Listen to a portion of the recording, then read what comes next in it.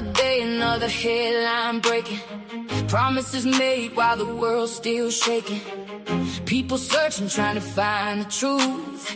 Everybody talking, who's speaking proof? Voices rising from every neighborhood, fighting for tomorrow like we always should. Justice ain't a trend, it never goes away. The choices that we make, write another page. Don't let the noise drown out your voice. History is written by every choice. Stand together, don't divide. Truth don't need a place to hide. Headlines don't speak, the people still speak. Raise your voice, stand on your feet. Hope is alive, the future's ours to keep. No matter who's in power, the people don't sleep. The people don't sleep. From city lights to the small town streets, every generation has a story to repeat. Different opinions, different points of view, still one tomorrow we're all living through. Ask the questions, read between the lines. Keep your values stronger than the headlines. Respect the facts, let wisdom lead. Real change always starts with deeds. We're watching, we're learning, we're voting, we're serving. Oh, no fear, no silence, no giving up. Keep rising. Headlines don't sleep, the people still speak. Hope survives when communities meet. Truth and justice are mountains we climb. One voice becomes a movement, one step becomes a time. Keep your eyes open, keep your heart strong. Keep asking questions, keep moving on, because tomorrow's story starts tonight.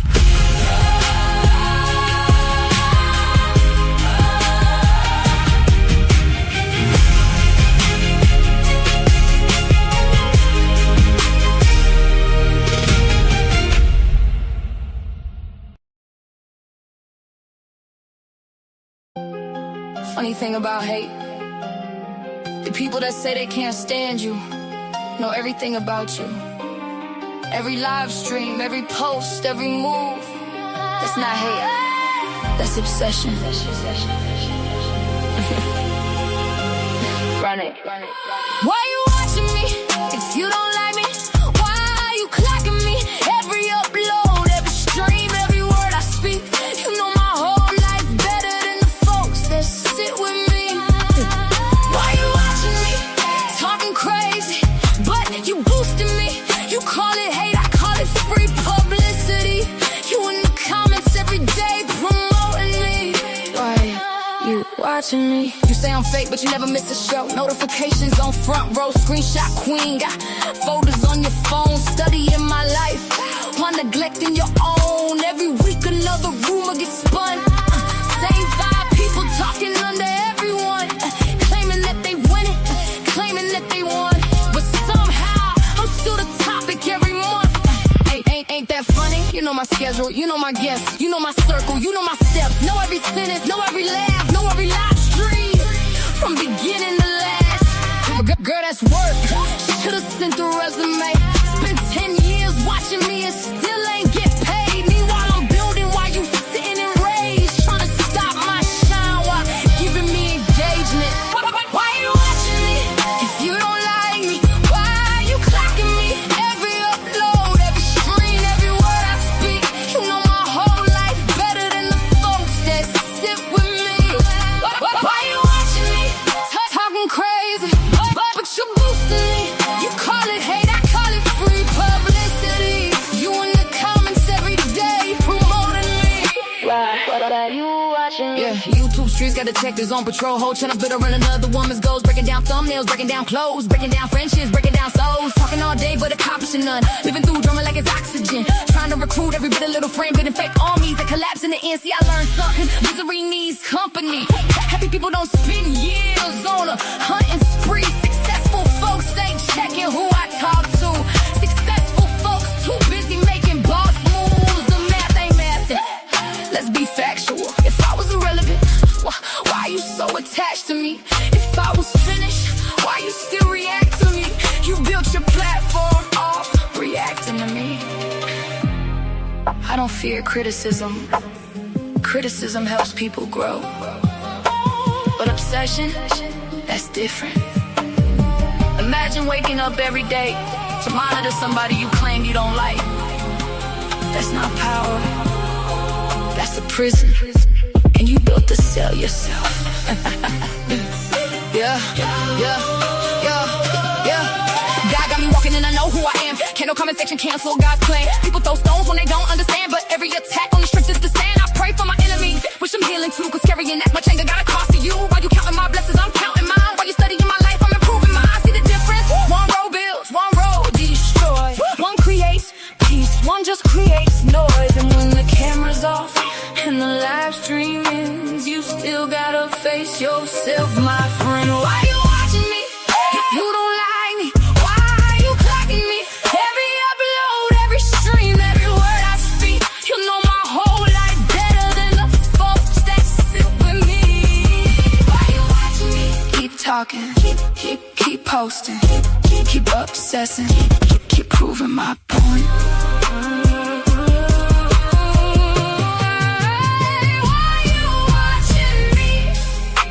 Some people spend their whole lives trying to become somebody.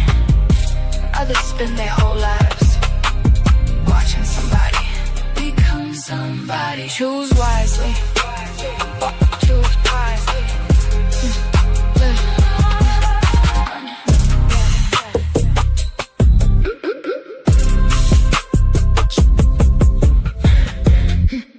Choose wisely.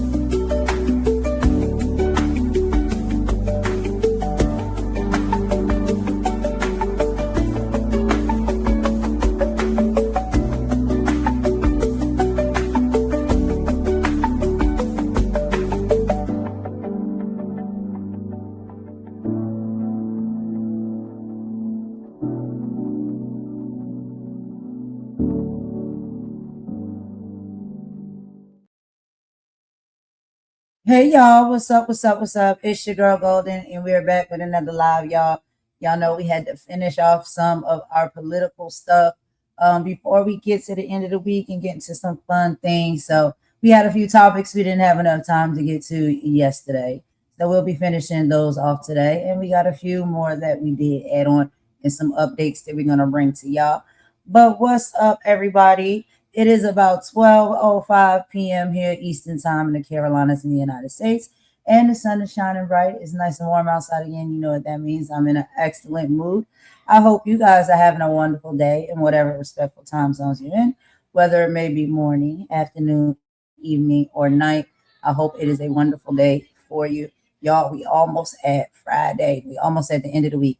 But yeah, we're going to get into some political things. And you know, I have my lovely co-host Imani here with me. So Imani, girl, what's going on? How you doing? How you feeling? How's your day over there in the UK? Yeah, it's good. It's a little bit cooler today. I'm good. I'm happy to be back doing the political lives. And yeah, I've had a good day. Quiet day, but a good day. That sounds good, girl. I know it's about 5 hours, I believe it is. You are ahead of me, so a little bit later there for you than it is for me. It's about lunchtime here.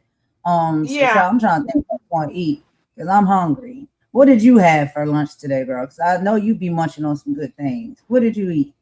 I had a salad and then I had a patty I had a saltfish patty and some salad. And yeah, just a light lunch because I'm going out for dinner later. How about you? Oh no, it's not lunchtime yet. It's just lunchtime for you. Yeah, girl, it's just lunchtime, so I'm trying to figure out what we gonna eat. Me, Mama, and JJ, we gonna find something up in here to have. I wanted to I haven't had sushi in a long time. I wanted to order me some sushi today, but I don't know. I might just make something quick here at the house or whatnot. But Yeah. it's hot. So I don't like doing a lot of cooking when it's hot. I like to make something real fast, you know. Yeah. No, no, no. When it's hot, yeah, quick is good. Yeah, but apart from that, everything's okay. You got anything for housekeeping? I've got a little thing for housekeeping. It might be a little bit controversial, but I just thought it warranted a little let's just say a pointing out, really. Okay. Yeah, I got a few things for housekeeping as well that I brought to the table today, girl. But I'm gonna let you go ahead and go first. Let's hop into our housekeeping and then we'll, get into a brief synopsis of what we'll be talking about on the live. Go ahead, girl. Have at it. Well, I was gonna ask, and this is what I was gonna ask. And it kind of is inspired by your song "Why You Watching Me." Um, I mean, we spoke about El Snoopadoo. Um, Snoopy, you need to get your girl Nick together. Because it's really interesting that Nick travels. She's a global kind of panel hopper, and there are only two people's names in her mouth. One of them's Golden, and one of them's another content creator, Maggie. And I'm wondering why she has so much to say about these two people who don't talk about her at all whatsoever. There's some weird obsession going on here. And the only time that she talks or she says anything, she's walking around panels talking about these two ladies who have nothing to say about her. She has a whole channel that has been monetized that she does zero content on, apart from at every opportunity, wherever she can go. She's talking about people who have no interest in her and nothing to say about her. And then she also was involved with you on Temper's channel. And Temper, you might want to get your friend in order because you say she's your friend, talking about me and insinuating that I have some sort of relationship with Golden, when really I think it's your obsessions that people need to look at. Because mark my words, people can go around and look at you hopping around, channel hopping, talking about these two ladies all day, every day. Nothing more that you've got to talk about apart from these two ladies. I mean, what's going on there? You know, is there something you want to tell either of them? What is it with you? And then you want to talk about my communication skills? You need to communicate what's really going on with you because you don't seem able to let it go. Let it go. They don't talk about you. They're not interested about you. They're not interested in anything to do with you. And if you're going to try and fire shots at me, please don't use black cultural film references to try and do it because you fell flat on your face, both of you, when you did it last time. So, maybe if you're not doing BJ Investigate, Snoopy, get yourself together because it seems like she needs help. Maybe you want to help her with some content because I don't know what's going on with you, but you are just channel hopping, just talking about these two ladies. If you want to ask them something, ask them straight, but they're not talking about you, but you seem to talk about them. And if you ever try and include me in any of your nasty little insinuations, this is tame. I will tell you about yourself because you are out of order. In fact, both of you. And I still have the recording of what you were saying. But apart from that, help. I've got nothing to defend. But you maybe need to look at yourself because you've got a whole channel with over 500 subscribers that's monetized. And all you can do is talk about two young ladies who don't talk about you. So what's up? What's up with that? Isn't there a song by Usher called This Is My Obsession? Mm? Mm? Is that what's going on? Just wanted to ask. Inquiring minds want to know, Nick. That's really it, that all I've got to say. And then I've got a little bit of a spiel after you finish. I don't know what you think, but I just noticed round the trap, she just goes on and on and on, jumps on any panel where she sees either of you two. I mean, you two might need a restraining order against this woman. Trust me. And I can help with that if you need some legal advice.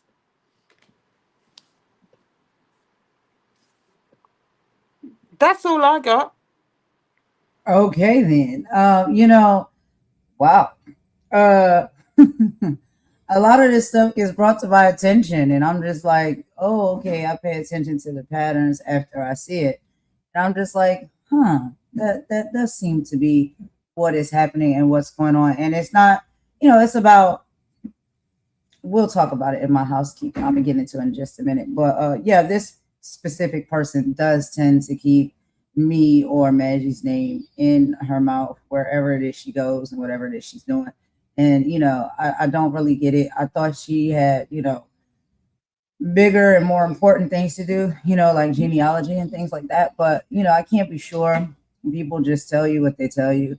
So I don't know exactly what it is she's trying to do here on the platform. And like you said, if you have a channel that's successful and is monetized, I think you would be spending most of your time doing content on your channel and not being in everybody else's chat talking about other people all of the time. But for my housekeeping, it actually kind of piggybacks off of what you were talking about. So let's just dive into some things real quick, okay? So support on these YouTube streets is always appreciated, but y'all pay close attention to the patterns of frequent channel flyers. Be mindful of individuals who jump from stream to stream only when negative commentary is being directed at people they dislike. When support is conditional on drama, it isn't true support now, is it? It's kind of calculated participation in negativity. So let's talk about moving on versus dwelling on drama. There is a fundamental difference between parting ways with someone because you no longer mesh and falling out with someone for the sake of ongoing conflict. Now, healthy separation is parting ways. And here are the dynamics. Two people realize that their values, goals, or personalities simply don't align. The behavior that typically comes with that, the person who genuinely moves on stays moved on. They don't need to drag, mention, or continuously speak on the other person. And the mindset is, we just don't fit. So that person is choosing peace and shifting their focuses elsewhere. When it comes to unhealthy conflict, this is the dwelling and the dragging. The dynamic is a fallout driven by ego, resentment, or unresolved personal issues. And the behaviors is usually the person cannot let go. They continuously dwell on the past, dig up old grievances, and attempt to smear the other person's character. And what is the root cause? This behavior typically surfaces when their own true character is exposed to the public. To distract from what their own exposure looks like, they attempt to make the other person look bad. So let's get into a little bit of some personality traits and behaviors. Number one, we have smear campaigns. And what is a smear campaign? a deliberate, coordinated attempt to damage someone's reputation by spreading negative commentary, half truths, or past grievances. There's also projection that is involved, which is a psychological defense mechanism where a person attributes their own unwarranted traits, behaviors, or motives onto someone else, such as calling someone dishonest or messy to cover up their own dishonesty or messiness. We also have deflection, diverting attention away from one's own accountability by shifting the focus onto someone else's perceived flaws or mistakes.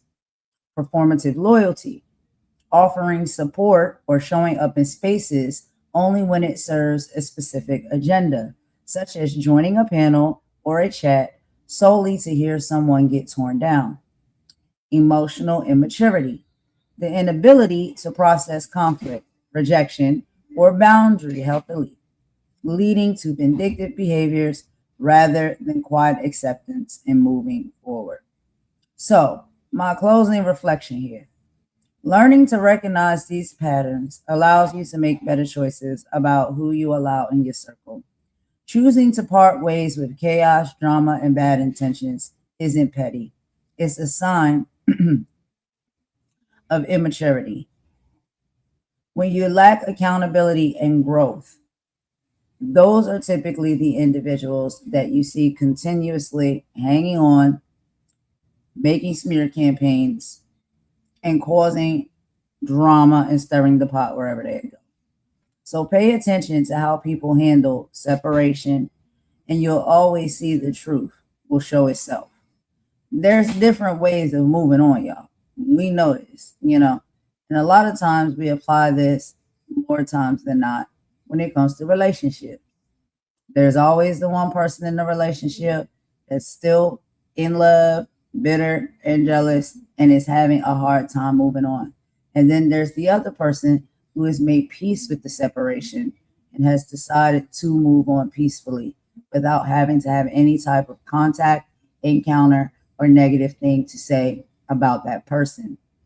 A lot of these separations on YouTube, sometimes for me, remind me too much of a relationship status. And I think that's weird. But, it is what it is. I think in time, people will pay attention to the patterns and see who is who and who does what. When I separate from people, I decide to move on. And that is it. I don't want to talk about you. I don't have to drag you or smear your name or smear your channel or smear anything it is that you got going on. I just no longer rock with you, and I no longer think about you. People who consistently can't stop thinking about you and talking about you, I think that kind of ties into some kind of level of obsession, and it is a bit weird. But it also may have a level of underlying hate. Child, you know what that could possibly be about. We can't be sure. But I just feel like people need to pay attention, right? These people who go on these frequent flyer missions to drag someone else or to get their lick in when that person is probably being spoken about, maybe in a negative way, or has also equally fallen out or has a division with the other person. That's when the people pile in, right? And they come in because now you have something in common for a change. You all equally dislike or have an issue with this person. And so they'll pile into your channel because you have fallen out or you have a disconnect with that person. They have one as well. And they want to get in as many licks as possible. So they'll go around to all of the channels and all of the people that they feel as though dislike you and get a lick in. If you just want to part ways with somebody, you don't have to go from channel to channel, dragging them and smearing their name, their channel, or their reputation. You just move on with grace. But anyway, that's all I got for my housekeeping, girl. Did you have anything you wanted to add to that before we get into what we'll be talking about today? hold on a second. Yeah, I've got something really, really. It's really about um, something every one of us will experience at some point in life. The moment when truth begins to replace illusion. This is not about living in fear, becoming suspicious of everyone around you, or believing that every setback is an attack. Instead, it's the idea that sometimes clarity comes only after we've lived through disappointment, betrayal, closed doors, or relationships that no longer serve us. The real message of today is that not every loss is actually a loss. Sometimes what feels like rejection, and once again, I think I said this yesterday, is protection. Sometimes the opportunities that never materialized, the friendships that faded away, or the people that suddenly changed weren't signs that your life was falling apart. They may have been signs that your life was being redirected towards something healthier. Um, I I would encourage you to look beyond the immediate pain and ask whether the difficult experiences might also carry valuable lessons. Another thing is discernment.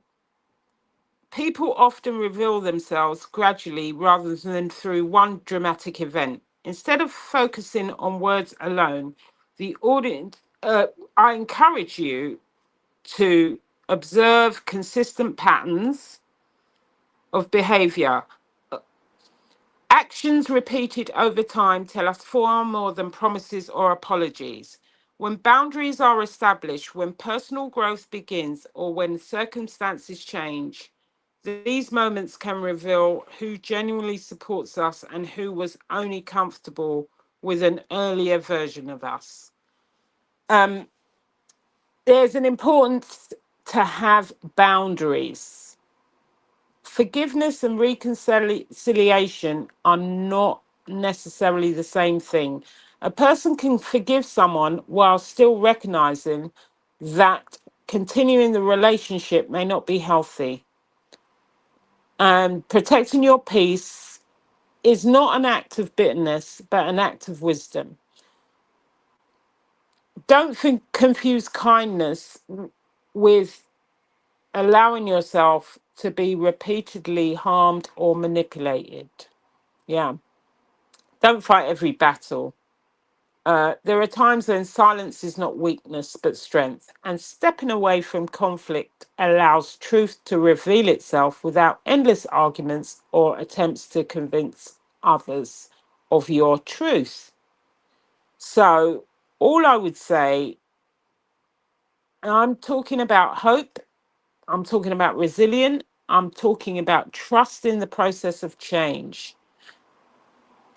Whether or not you have a religious perspective, um, basically this is universal. Learn from repeated patterns, value your peace, establish healthy boundaries, accept that not everyone is meant to remain in every chapter of your life, and don't mistake every ending for failure. Sometimes the greatest blessing isn't receiving something new, it is finally recognizing what needed to be left behind so you can move forward with greater wisdom, confidence, and purpose. And that's all I've got to say.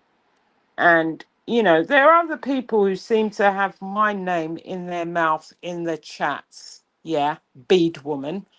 I will deal with you if I have to. But right now, you're not important enough. You're not relevant. You're trying to be relevant, but you're not relevant to me. So keep talking. Keep talking. I told you before, I don't play games. I've never had a bad word with you, but you seem to think you're some kind of internet baddie out here. If you want me to deal with you, I will deal with you, but you won't like how I deal with you. So you just get on beading your jewelry and don't come for me because I never sent for you. I don't play games. I've told you before, and you won't want me on your case if I have to get on your case. So you sit tight in your corner, do your toxic stuff, and keep my name out of your mouth. You got it in your mouth more than you got your own food. Don't play with me because I don't play games. I've told you lot before. I'm not here to play silly games on this platform. Trust me. Anyway, all I say is stay blessed, keep your head on a swivel, and ignore these trolls because they got nothing better to do with their spare time. Well, then there's that. And I just feel like overall, like I said, with the piece that I read within the housekeeping, people can go their separate ways. They can decide that this is, a friendship, a relationship, a workship that is just no longer working for me. And I am deciding to move on. I am making my own choice. And other people will make their choices accordingly. I think one of the things that really is weird and odd to me is that people will attack you for the choices that you make. And a lot of the times, the choices that you make are choices that are beneficial for your peace, your health, and moving forward in your life and wanting to be in a better, positive place and space, right? So the fact that people will simply hate you because of your choices to just move forward and on with your life, I think speaks more volumes about their character and personality than what it does yours. We as adults get to do that. It's very odd that people get enraged by the said choices that you make. But, it is what it is. But did you have anything more that you wanted to add, Imani, while we go ahead and run through the chat? I know there's some people coming in. No, I've got nothing more to add apart from saying hi to Blueberry, hi to Drop in the Tea. That will be that's the last of me having my little outburst. And it's not really an outburst, it's just a warning shot. Warning, and not a literal shot before you all start saying that I threatened you. It's a warning. Don't Right. play, because I don't do anything and I haven't done anything. Yeah? I haven't done anything for your foolishness and your tomfuckery. Stay out of my way. I mean, that's pretty much it. Like people make the choices that they make and they move the way they move. If that's bothering you, that's a you problem. That's not a us problem. So, these little PR tours and smear campaign tours that people are on, I think is very telling. Is very telling. And a lot of times it's very hilarious. And, whoever's going to suck it up and eat it up, it's only a matter of time before they figure it all out. We see the patterns. We see what you're doing. We see how you do it. And, my question would be, what is the goal? What is the end game here? Like, what are you seeking out and intending to do? And I believe that you will never be able to say that, because if you do, it's kind of going to make your character look bad, because it's very clear what you're trying to do. You want to paint somebody out to be a bad person.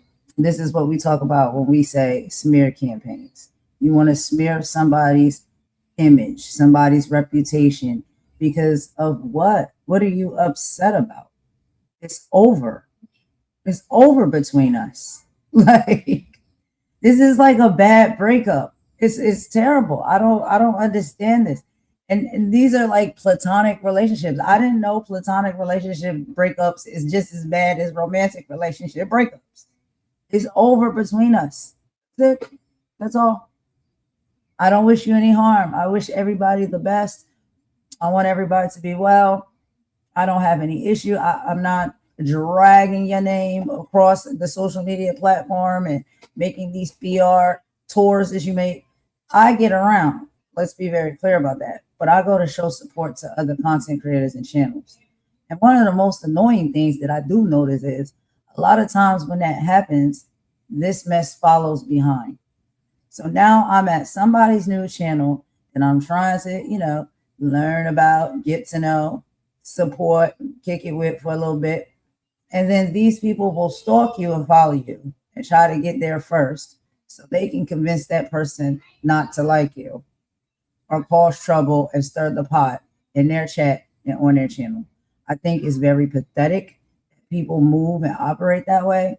It's like, what is the purpose of that? What is the purpose of that? It's almost giving like fatal attraction. If I can't have you, nobody can have you. And I'm not saying it's just happening to me. It's happening to a lot of people. And I don't know, that energy is weird. Leave people be. If they no longer want anything to do with you, if they're not talking about you, leave them be. You don't have to go around and make smear campaigns about them on anybody else's channel or anybody else's platform that they may want to visit and connect with. I think it shows very low vibrational energy. Why would you do that? It's hateful. Moving on. So that's all I got on the housekeeping. I think, Imani, is that conclude your housekeeping as well? We're going to go ahead and get to these politics. Yeah, that's it. That's all. And I hope we don't have to bring these people up again. Right, exactly. All right, y'all. So thank y'all so much for joining us. Shout out to Dropping the Tea. What's up, Dropping the Tea? Blueberry. Y'all know Mama Word is in the background. She's always in the background. And my lovely co-host Imani is here with me. And anybody who may just be watching in the cut and relaxing today, we can feel your presence as well. Thank you for joining. And if you're just in the bushes to, run this information back and tell it to someone else so you can start more drama, we know that that's a thing too. It's all good. Anything that I say, I can repeat and I can say it to your face. But anyway, let's get on. Only one last thing. Please don't drop the link because I'm not coming to talk to you. Don't drop the link, please.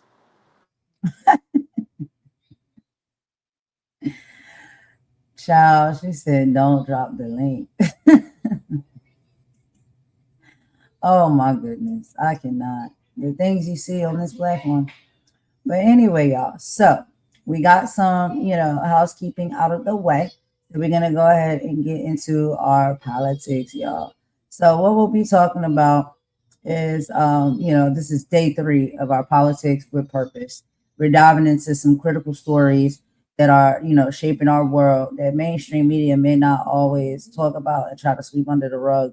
But we're going to talk about some local tragedies that are demanding justice to massive corporate and geopolitical scandals and break down what's really happening, who's responsible, and how it impacts our everyday lives. So, from your kitchen table to the international law, we're going to get into it, y'all. All right.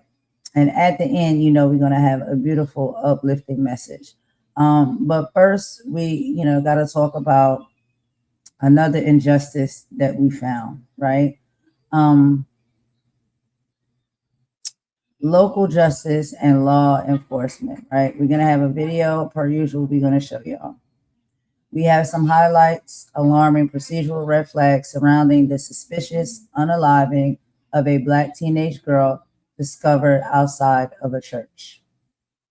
It exposes critical gaps in initial police investigation, highlighting the recurring failure of law enforcement and media outlets to treat cases involving missing and deceased Black youth with urgency and thoroughness. Underscores systemic inequities in law enforcement procedures and the essential role of community-led advocacy in demanding accountability, full forensic transparency, and justice for grieving families.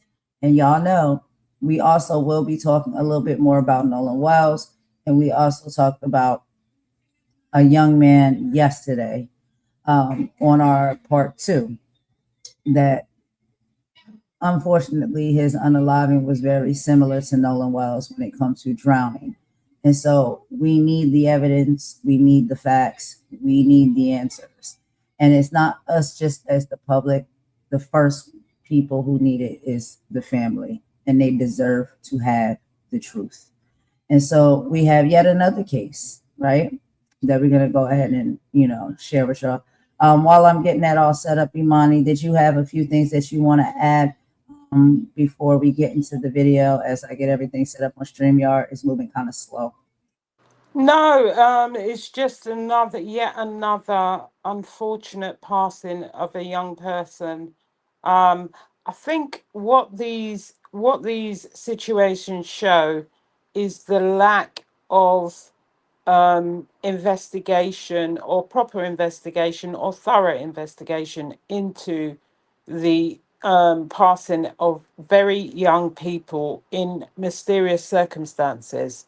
And I think that it's to look at the institutions, look at the institutions that are doing these investigations and why they're not doing the proper work and leaving parents with lots of questions that they shouldn't have to deal with at such a traumatic time. That's the thing for me. Why are these parents being left with more questions than answers? When they have a young person, their young son or daughter that passes. This is the job that these guys are meant to do. Why isn't it being done thoroughly? But yeah, let's get on to the video and see what's what with this one. Like I said, every time you look, there is something out there that warrants questions. Absolutely. And it's unfortunate that some of the cases don't get as much coverage as other cases. This is what we're fighting for. This is what we are, shouting for, is that we need the proper justice across the board. And it doesn't matter if you are from the upper echelon or if you may live in maybe not the best community, such as a hood or a ghetto, if that's what they want to call it, which, we have taken pride in the fact that, yeah, some of us may have grown up in neighborhoods like that, but it doesn't make our lives any less than, because that is where we have grown up, where we live, or where we reside. And so, yeah, there are cases that are happening like this all over the world, not just here in the United States, globally as well. And they need to have the proper justice and the proper attention on them. But let's get into the video and we'll meet y'all in the chat. A family is demanding answers after a black 16-year-old is found hanging from a tree. Put it up full mask. The story is going to break your heart. The death of Juliana Nzita, a 16-year-old black child whose body was found hanging from a tree outside a Charlotte church, is now drawing renewed attention after an investigation by who? Well, the Charlotte Observer. I'm going to go back to the Charlotte Observer in just a moment because they've been instrumental in a few cases. They uncovered questions about how quickly the authorities ruled the case to be the 16-year-old unaliving herself. They also highlighted the steps taken during the investigation. Now, before I continue, I want to remind everyone that on Indisputable, we constantly critique the speed of an investigation when they conclude without an exhaustive analysis, when they conclude that said death had no foul play, no evidence of foul play. And the major red flag is the timing of their conclusion. And typically, once media gets involved, once we get involved, the local law enforcement will say something like, well, we are still looking at all the evidence, or we are taking the opportunity to listen to individuals who may have a tip, but they've concluded that there's no foul play without a proper investigation. That was a red flag to the paper. There's more. Nzita was discovered on May 8th in the yard of United House of Prayer for All People in North Charlotte, after the man walking his dog noticed what initially appeared to be someone standing near a tree. As he approached, he realized it was the body of the missing teenager, suspended by a ratchet strap wrapped around a tree limb, while her feet remained on the ground near a small blue toddler-sized chair. According to the Charlotte Observer, the Mecklenburg County Medical Examiner determined within days that the 16-year-old unalived herself. And the Charlotte Mecklenburg Police Department closed the investigation 4 days, 4 days after. The decision has since been challenged by members of her family, leaders at the church where she was found, and community members who say the circumstances warranted a more extensive investigation. I want you to understand the parallels of this. Individuals who are not involved, for example, members of the church and leadership of the church where the body was found, the family, who's obviously significantly involved, and a newspaper who doesn't have skin in the game as far as bias one way or the other. Every one of those groups said, no, there's something more here. The only people who said this case is closed and there's no evidence of foul play happened to be the police or those who work police adjacent. That's it. Nobody else. There's more. Questions surrounding the case intensified after the newspaper reported that police never recovered the 16-year-old cell phone, did not interview the man who found her body, and did not perform an autopsy, although authorities said a thorough physical examination was conducted. The local police also declined requests to make investigators available for interviews and initially offered little public explanation about how detectives reached their conclusion. Once again, this is coming to light because a newspaper, a journalistic outfit, your other required transparency ally got involved, being the free press. The free press. Kenneth Tolbert, the man who discovered the body, told the newspaper he immediately alerted people at the church after recording video of the scene. Direct quote, "I wanted to talk to you all about it first, this being y'all's property and all," end quote. Tolbert said in the recording before church members contacted 911. Tolbert later said he was surprised investigators never contacted him. Quote, "If this were a white girl who was found hanging at a Myers Park church, the police would have been all over this. It would have been national news in 72 hours, end quote. This is what he told the Charlotte Observer. Another quote, "We cannot let Juliana's death be in vain. There has to be transparency and an investigation." So I'm going to get into the police actually defending their investigation after this story came out. But if you're looking at the circumstantial evidence, there's no cell phone recovery. All right, y'all. So we're going to go ahead and just pause it right there real quick for a quick commentary break in between.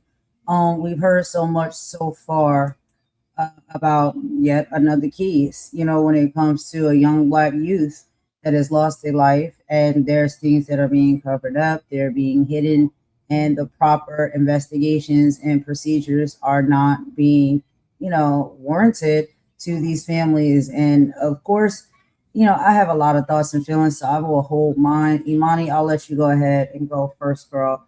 Because you know how I feel. Yeah. Here you have the passing of a 16-year-old whose body is found as it was found, hanging from a tree, which is quite distressing. And it's the speed at which they conclude there's no foul play, um, that they determine within days that it was suicide. Um, and the fact that all the people that knew her are questioning whether that was the case, uh, it's the it's the investigation that's the issue. Her mobile phone's not recovered. Uh, the person who discovered her was not interviewed, and no autopsy was performed. I mean, it doesn't bode well for them giving people comfort that they're doing a proper investigation. And then, there's no transparency here. And it's only the fact that a newspaper has got involved that this has been highlighted, because I didn't know about this case and it only happened in May. Uh, and the guy that actually found her was surprised that the investigators never even contacted him. I mean, where does that happen? Are they for real? You know, it's like, have you done an investigation or have you just made an assumption? And these are the concerns that are being raised, which quite rightly they should be raised. Um, you know, like I said, you don't even contact the person who discovered her. I'm I'm at a loss. And this is what I was talking about at the beginning. It's about the institutions more than the man who discovered her, because he was surprised that they didn't even contact him. I don't even know what to say. There isn't an awful lot I can say to add to this, and I'm not going to speculate about anything that could have happened. It's the investigation that it troubles me to the least, and it's the fact that it's like, whose lives really matter. And this is why people are saying, do our lives really matter? That's what the problem is. It's not the suspicion, because the man is who discovered her is actually saying they didn't contact me. And I'm surprised. I don't know. That's all I can say to you about this.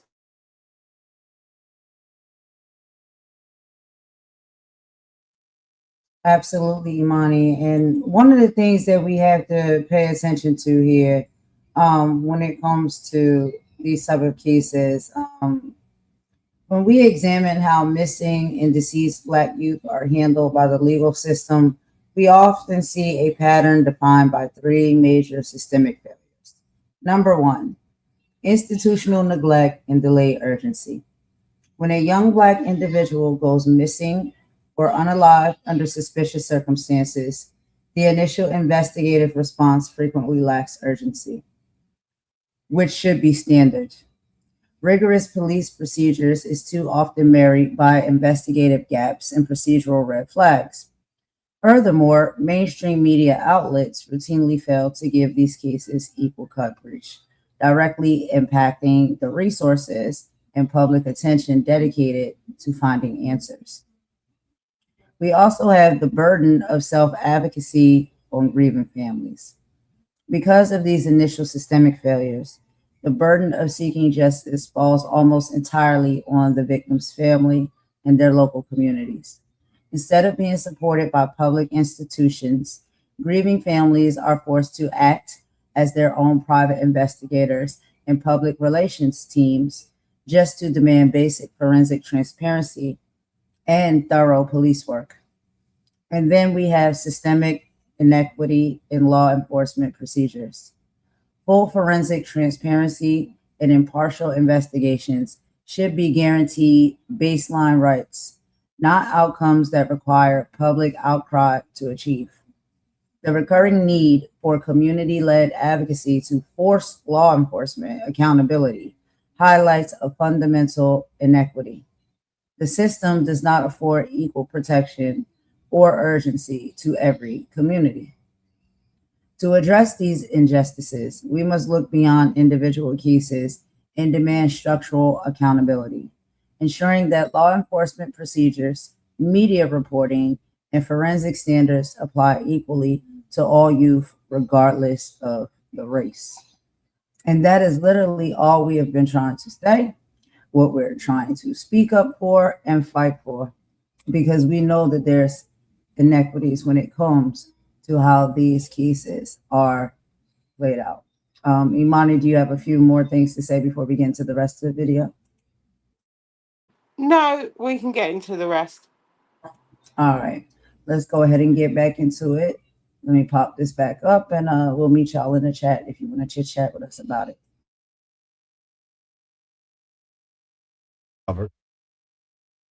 A person is actually in the yard of a church hanging. That person happens to be 16 years of age. There's significant interpretive elements of potential foul play. This is why you have an investigation. You assume there's foul play because there's a dead body. That's the assumption. You have to rule out that assumption. You don't rule it in. Following questions from the newspaper. The local police defended its investigation, saying detectives found no evidence of foul play. We are getting very familiar with that terminology. The department said a physical examination, whatever that means, because it did not mean autopsy, revealed no defensive injuries or signs of physical or sexual assault, and stated that a broken tree limb may explain the position in which Juliana's body was discovered. Police also said surveillance cameras on the church property did not capture footage relevant to the case. I want you to keep that up, Jordan. The police department said they found no evidence of foul play. That's because you did not do an investigation. You didn't even question the man that found the body. Initially, typically, that's the primary person that you talk to first, because that person, even if they did not commit a crime, they may have seen something that's relevant to the actual case. But there's no investigation. There's no interview. There's no interrogation. In addition to that, they claim there's the physical examination revealed no defensive injuries. Physical examination. Understand the wordology, not autopsy. They stayed away from that word. Physical examination. That is another red flag. Why not do an autopsy? If there's no defensive wounds, possibly she was drugged. I'm no police. I'm not a detective. But I've watched enough Law and Order to know, damn it, just because somebody doesn't have a defensive wound doesn't mean that they have not had an interaction with an adverse individual. You know that for a fact. It happens.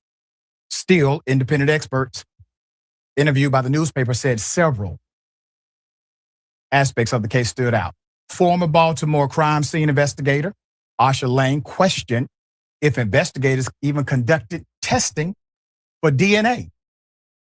Did they conduct testing for drugs or alcohol? Common stuff. And if the ratchet strap received a forensic analysis. You know, that's to get evidence. Meanwhile, Juliana's family, they have had to commission their own autopsy, which attorney Jill Colin Jefferson said will include DNA testing. It's a damn shame that you pay taxes in order to have protective services, in order to have at least a routine investigation if something, God forbid, happens to one of your loved ones. And you have to pay a private investigator and private laboratories to do what the police decided not to do, and then doubled down on why they did not do it when the news gets involved. Well, it's not just the news. Qualified experts who work in the field said those cops, those detectives, those investigators did not conduct a thorough investigation, period. Not just the news, not just the media, not just an opinion, but from people who actually do the job. There's more.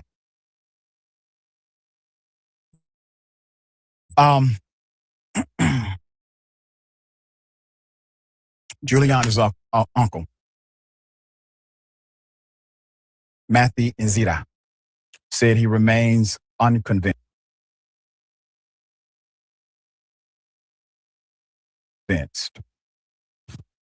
He remains unconvinced that authorities thoroughly examined the circumstances surrounding his niece's death.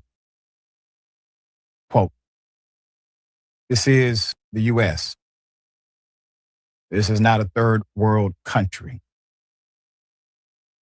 End quote. He told the newspaper while questioning why no autopsy was ordered and why some of Giuliani's belongings were withheld after investigators concluded she died by unaliving herself.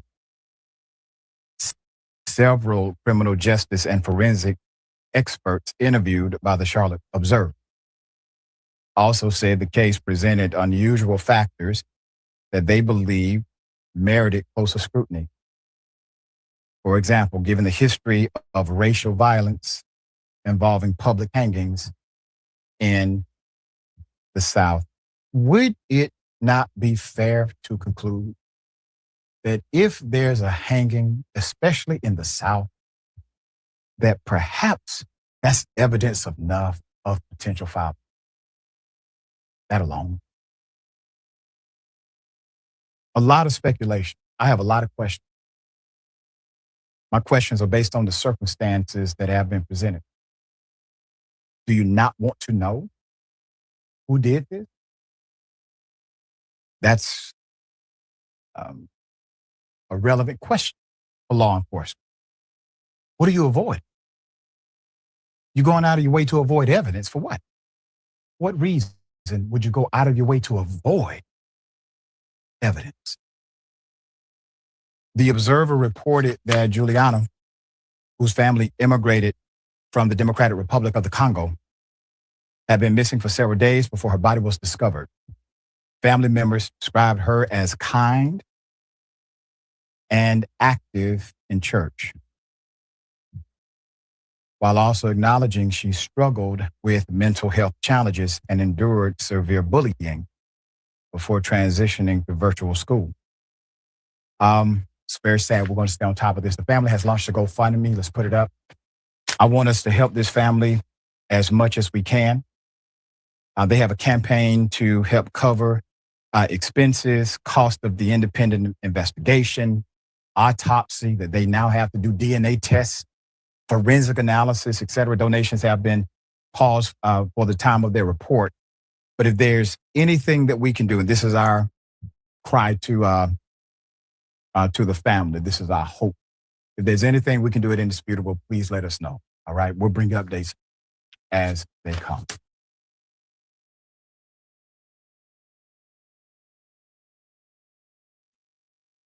All right, y'all. So, that is, extreme trigger warning throughout the entire video. We tried to give to y'all and let you know.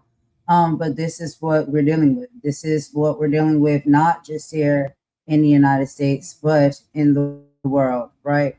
There are cases like this that are going overlooked, underlooked, and the proper justice is not being served for the families, and they're not getting the proper rollout as other individuals do. And it does typically happen when it comes to Black and brown people in the communities, but that's not the only, but that's what we're talking about at this time.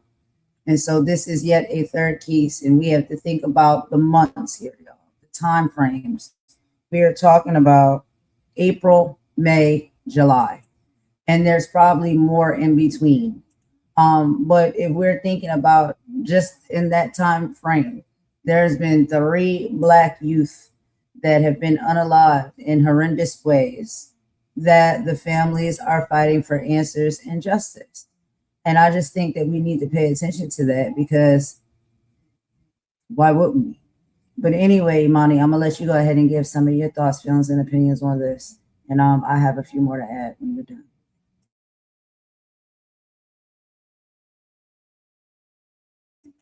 You can unmute.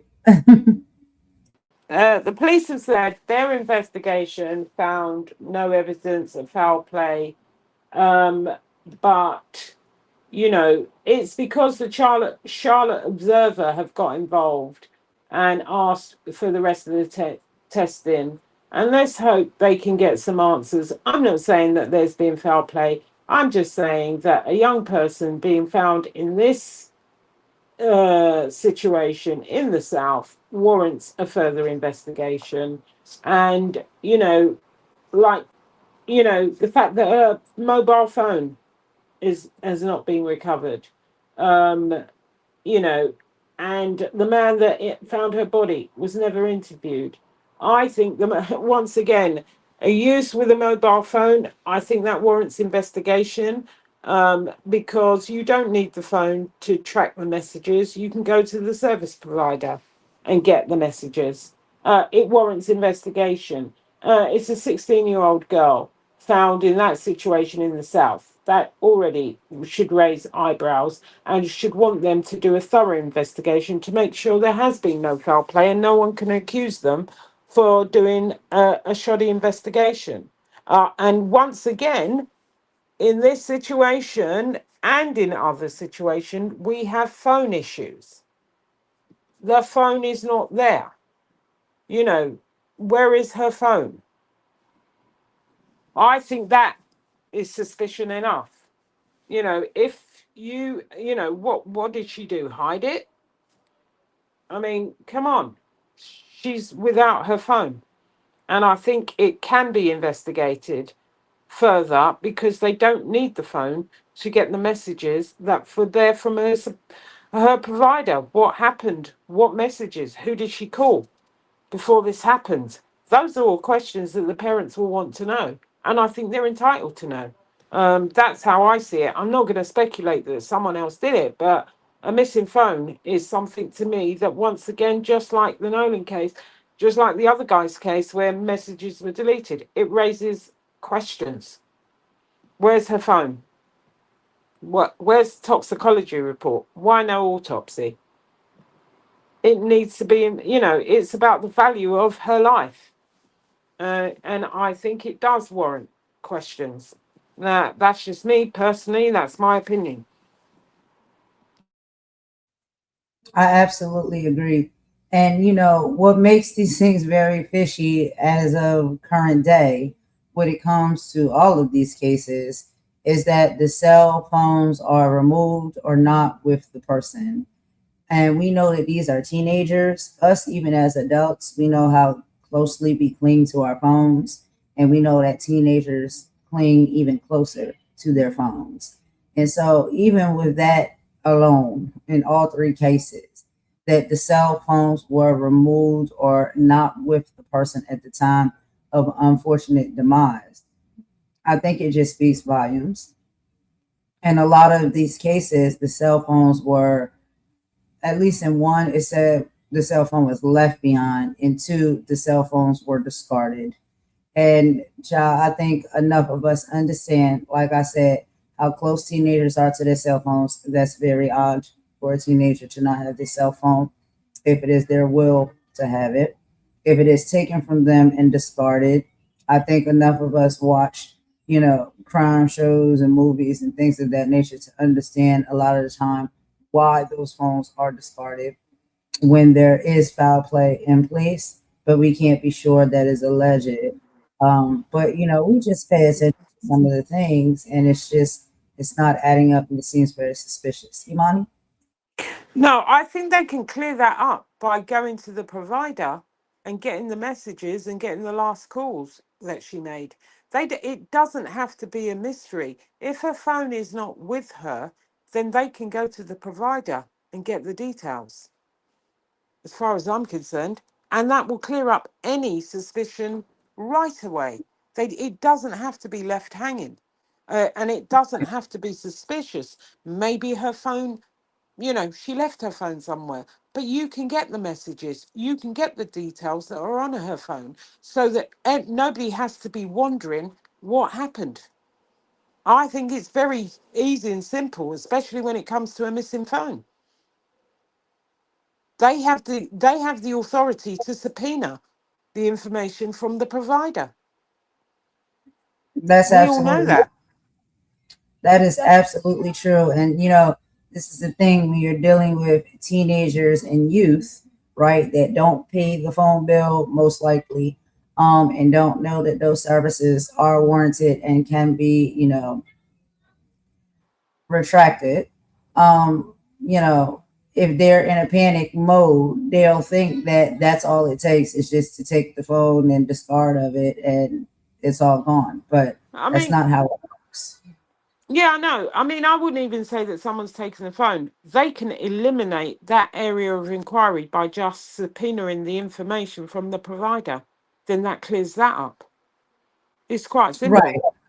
I see what you're saying. Like Mm, check off each box as you can. It's yeah. very easy to do. So those questions should not be left out there circling around. It's too easy to do. Even if there's not a case like this, and you need to contact your provider to see the call logs. It's very easy to do. So yeah, there should be no excuse when it comes to that. So I see what you're saying. Yeah. Yeah. Okay. So you want What are we on to to next? or you want to get into the next topic, or do you want to do a song break in between? Yeah, let's do a song break and then we'll get into the next topics. And we're going to power through this today because we're not going to be up here late. Otherwise, I'll be falling asleep again. Okay, girl, I got you. Let's get into a song and we'll be right back, y'all.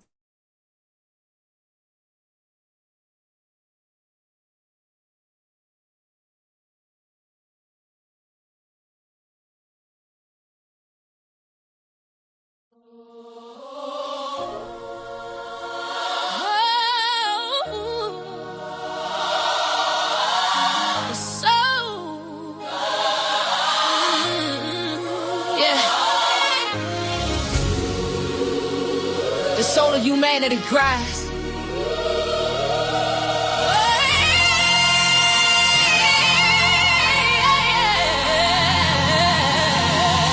A roof above, a shelter from the storm, a gentle hand to keep a spirit warm, a plate of food, a mind that's free to learn, a simple peace, a righteous wage to earn. That's right. These are the needs to bedrock and the base, the sacred ground of the whole human race. But the screen is screaming, selling something cheap, while the real world babies cry themselves to sleep. Can't ignore it. We are human. Blood and bone and soul. Say it loud. With a right to be loved. The right to be loved. A right to be made whole. This is our slave. This is our sacred song. In the eyes of the creator. It's where we all belong. We are human. Worth more than they can price. Beyond the hateful whispers and the loaded gun. Yeah, they're painting pictures, twisted and unreal, teaching our children how they ought to feel. All that value is in the label on your shoes, or the filtered life you desperately choose. They magnify the hate, they celebrate the greed, and plant a poison to suffocate your weed. We gotta reach our children, pull them from the glow and show them a beauty that the media don't know. Let them know. No tech division, the mission of the television, spitting division, a mental prison. Got the youth chasing life, addicted to the feed. Ignore the hunger, the fundamental need. Nigga love your vitals on the digital stage, putting the future artists in a ritual cage. Now they gotta break the cycle, gotta cut the cord. The real word is powerful, mightier than the source. We teach them about their history, teach them about their grace, teach them about the power in every single face. Let's go. We are human. Loud and loud and sound. Everyone better ring the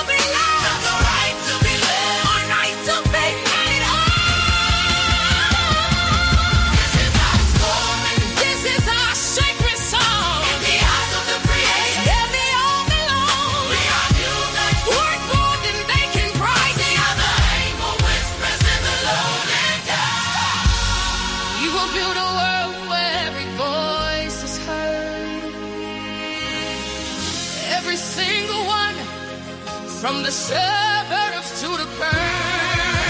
Love is not a whisper, but a mighty thundering wave.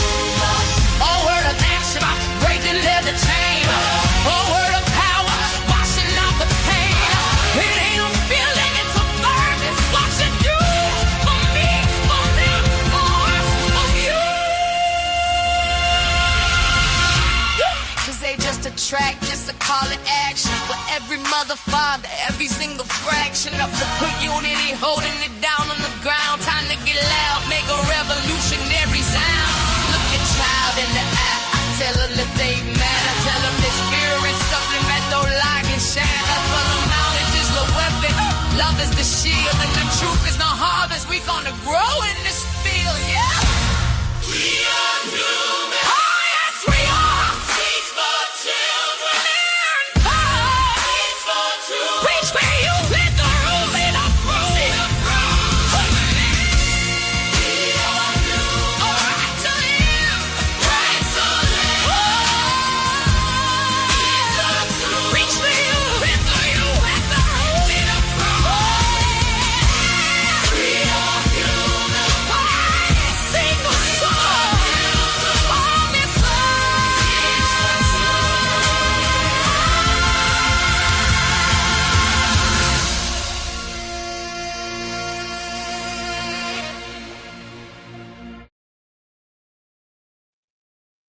All right, y'all. So thanks for rocking with us with that quick little song break right there. We're going to go ahead and get into our next topic, y'all. And we have to talk now about economics. So we have the, economic policy and household costs that is being severely affected under this administration. And so we'll be listening to a little bit from Roland Martin. He'll be breaking down how specific legislative decisions and policy choices directly drive up everyday household costs, from gasoline and groceries to local school fundings. Rather than accepting generic inflation narratives, we look at the exact corporate interest and political figures benefiting from derelegation, price gouging, and public education divestment. This directly illustrates how policies impact the daily cost of living for working families. Did you have anything you want to add to that, Imani, before we pop the video up here and get into it? No, just wanted to say about the previous video. Please go over and subscribe to Dr. Rashad Ritchie. He does some good stuff on some of these cases and other political stuff. It's Dr. Rashad Ritchie. We'll put his links in the video description afterwards. Please go over and support the independent media, because they're the ones that are bringing us the real news, the real deal. Absolutely. And we will have those links in there for y'all. So you can check out that video and also check out the channel and watch some other videos from these YouTube platforms as well. But let's go ahead and hop right into this video, y'all, and we will meet y'all in the chat. Again, this is Roland Martin. So also shout out to Roland Martin and the Unfiltered Network. He has his own network, y'all. If you have not seen any of his content, you can find it on YouTube and check him out as well. Very great content. Definitely activist energy. So let's go ahead and get into this real quick, y'all, and we will meet y'all in the chat.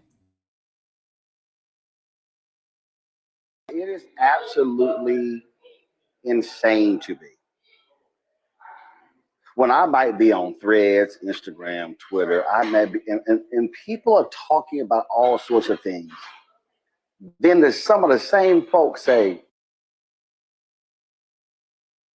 well, man, I ain't trying to hear that nonsense when it comes to politics. And I'm sitting there going, okay, so who exactly do you think is going to be the difference maker to address the stuff that you complain about, but you check out of politics?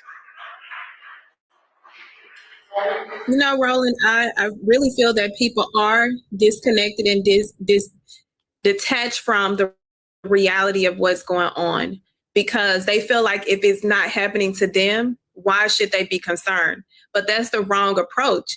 But also, when I'm looking at the Democratic Party, they're not taking the approach of making sure that you are actively engaging the voter that has and will vote for you, along with the voter that is unsure and don't know what they're going to do with their vote. So when I'm looking at it from the whole lens, I'm like, okay, so you are the local official, whether it's commissioner, council, whether it's representative, Senate, DA, judge, sheriff. What are you all doing to engage your voters or the individuals within your community that is going to vote for you? You can't just do it by simply going to work and clocking in to collect your check. You got to utilize media. You got to utilize social media. You got to utilize individuals with influence to continue to push the message, the severity and the seriousness of why your vote needs to be at the ballots when we go to midterms, or even within these local elections that are taking place now. I'm not seeing any of these individuals that are elected right now utilizing the power of media right now. And I know everyone's like, well, it's whitewash. No, you have platforms that people actively engage with outside of your platform, Roland, because you do a good job with continuing to show people the importance and the urgency. But they are also not inflicting the ones that are within the community that is walking on the pavements, that are utilizing their space in order to engage. So until these politicians can start utilizing what is active now, they're going to continue to have individuals that get on threads and don't feel like it's an urgency until it comes to their front door, and then it's too late. Jelana, Thelma said that a lot of people don't pay attention until they are personally impacted. Well, here's the thing. Every single person in the country has been impacted by Donald Trump's insane tariffs. Every single person. Every single person has been impacted economically because of his insane war with Iran. You feel it at the gas pump. You feel it when it comes to food prices. You feel it when it comes to the price of beef. You feel it when it comes to goods and services.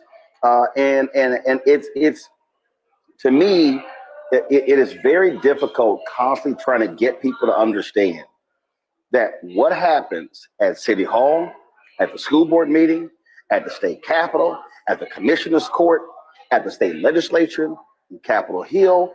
Not only that, what happens in a DA's office, what happens in a judge's chambers, all of that is politics.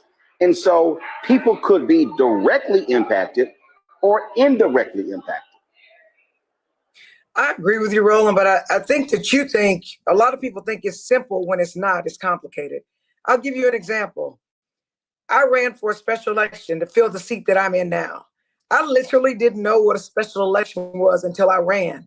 And then when I'm faced with a special election to replace State Rep Garnet Coleman, and then a general election, I was trying to figure out, how do I raise enough money to run 2 campaigns? That's difficult. People are saying use the media. Use the media like how? My media is social media, right, Roland? But you know that white media expects for you to pay to be on there. You don't have money. In the races that are going on right now, most people in Texas are giving to Tariff, and they're not giving to anybody else. So how can you demand that elected officials who can't raise money be able to be on media when it costs money to be on media? Now, what we can do is we can do like I did last week and hold, I call them listening sessions, where we talked about the road to blue goes through black, and let the people in the audience that were hurting tell us what was wrong and what the Democratic Party could do to earn their vote. So I think that's one thing. So that's not easy because media costs money. The next thing is, wait. Hold on, one question. Hold on, wait. Hold on, wait. I'm gonna let you go to the next thing. But here's my question. For the thing that you described, that event last week, okay? How many people attended that event? About, I bet you at least 300. It was full. We were standing, we had to go find chairs. Okay. Was the event live streamed? We did it on my Instagram. We did it on my Instagram. That's all we knew how to do. I'm not nearly as good at social media as you. but yes, we did. Okay, so I'm gonna need you, because you called me about everything else. I'm gonna need you to call me about stuff like this, because here's the whole point. There were 300 people who were there, but you actually had the potential to reach 3,000 or 30,000. And the thing that I have said to numerous elected officials across the country, I've said this to activists, I said it to so many people. You have to take the message outside of the room.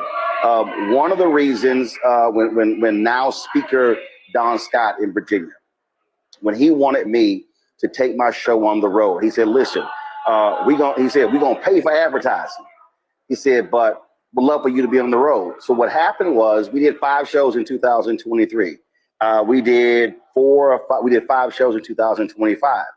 And by virtue of going to those places, going to those towns, listening to people, but also all of these candidates were able then to come on. Now, what was interesting is the number of people who said, "Hey, because of work, because of family obligations, whatever, I couldn't make it, but I saw the broadcast." And so I think what we have to do is utilize it. So even if the event is not live streamed, if there's just a camera there that's recording it, that recording can be uploaded and streamed as well. And so my whole point there is, and I've just been pushing as many people as possible to do this, because we have to be pushing out and spreading as much message as possible, because we know the local station is not going to show up. We know mainstream media not going to show up. And so we have to be doing it ourselves. So let me say this, media. So first of all, I invited white media there. I wanted them to hear, since they want to try to blame me for like having this anti-Senate candidate. Oh, they did actually. And it's interesting because they were attacking Black people who are literally asking Tallarico like what he was going to do to address their issues, or just wanted to ask questions. They were blaming Black people like they went off on Candace Weber. After my event, the white media literally did stories in the Chronicle and other places saying, actually, there really is a Black problem and you just need to listen. Olivia Giuliana, who's not white, who's not Black, posted about it like she thought she knew stuff about the Black community that she did not. And I know that I've been invited to come to Bell County to have the exact same listening session there. And so what I promise you this, Roland, is that All right, y'all. So we're going to pause it right there because we halfway through to do a quick commentary break. Imani, would you like to go first on this one? What do you think about what we've heard so far within this video and what we know to be true as far as what's going on with the economics that is definitely stemming a lot due to, unfortunately, Trump and the administration we have here in the U.S.? Yeah, I mean, they talk about people disengaging from politics, but they have frustrations about issues such as the cost of living, employment, and public services. And people do only become politically engaged once issues directly affect their own lives. It's just human nature. Rather than trying to work out how government decisions are made every day. And that is not only a factor in the US, that's a factor in the UK. I speak to many young people who don't even know about how Parliament is made up, what their local government does, and how it impacts them. So I think civics education is really lacking in the schools.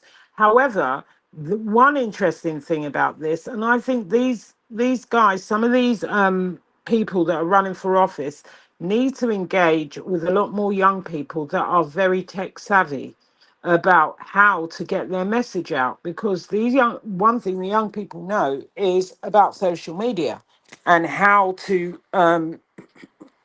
get your message out. So they need to do what literally go back to the Obama days. Obama was using social media to get his message out. That was why he was so successful. They need to engage with a lot more young people and get them on board to help in some of these campaigns, because they are the future and they do understand the technology. And what this woman is saying that she didn't know, I mean, she was live on Instagram. I think she said Instagram, didn't she? Did she say she was live on Instagram? Yeah, Instagram. That's what she said she was streaming Yeah, to. yeah, but she could have been live on, other platforms, and I think they need to engage a lot more to get the young people interested in what is going on, and to get young people engaged, and link up with a lot more young people with their media side, because they will know how to get these messages out and what platforms that these people who are not as tech savvy. And this is no criticism, because I fall in that region. We've had to learn a lot of stuff as we go along because we're on this platform. But you speak to a young person, they're on social media all the time. They know what to do, how to do it, and how to get messages out. And I think that is what, if you want people to engage in politics, yeah, engage in something that they are interested in, and they are interested in social media. So I think this is a failure on the side of some of the people that are running for office. That you're not going to get people interested if you don't have a hook to get them interested. You know, so that's my view on this first part, because it really is. If you want voter participation, focus on how you engage people. And many people are disconnected from politics. They're tired of it because they're hearing the same news every day, and they're looking at their pocketbook, and there is, it's not going up. It's just more expensive. That's my opinion on this first half. I absolutely agree. You touched on basically everything. So there's nothing more that I need to add to that.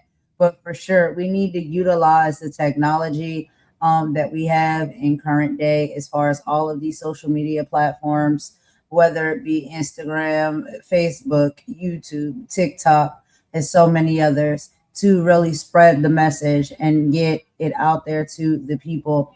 And we know that it's a popular thing. Social media is very popular.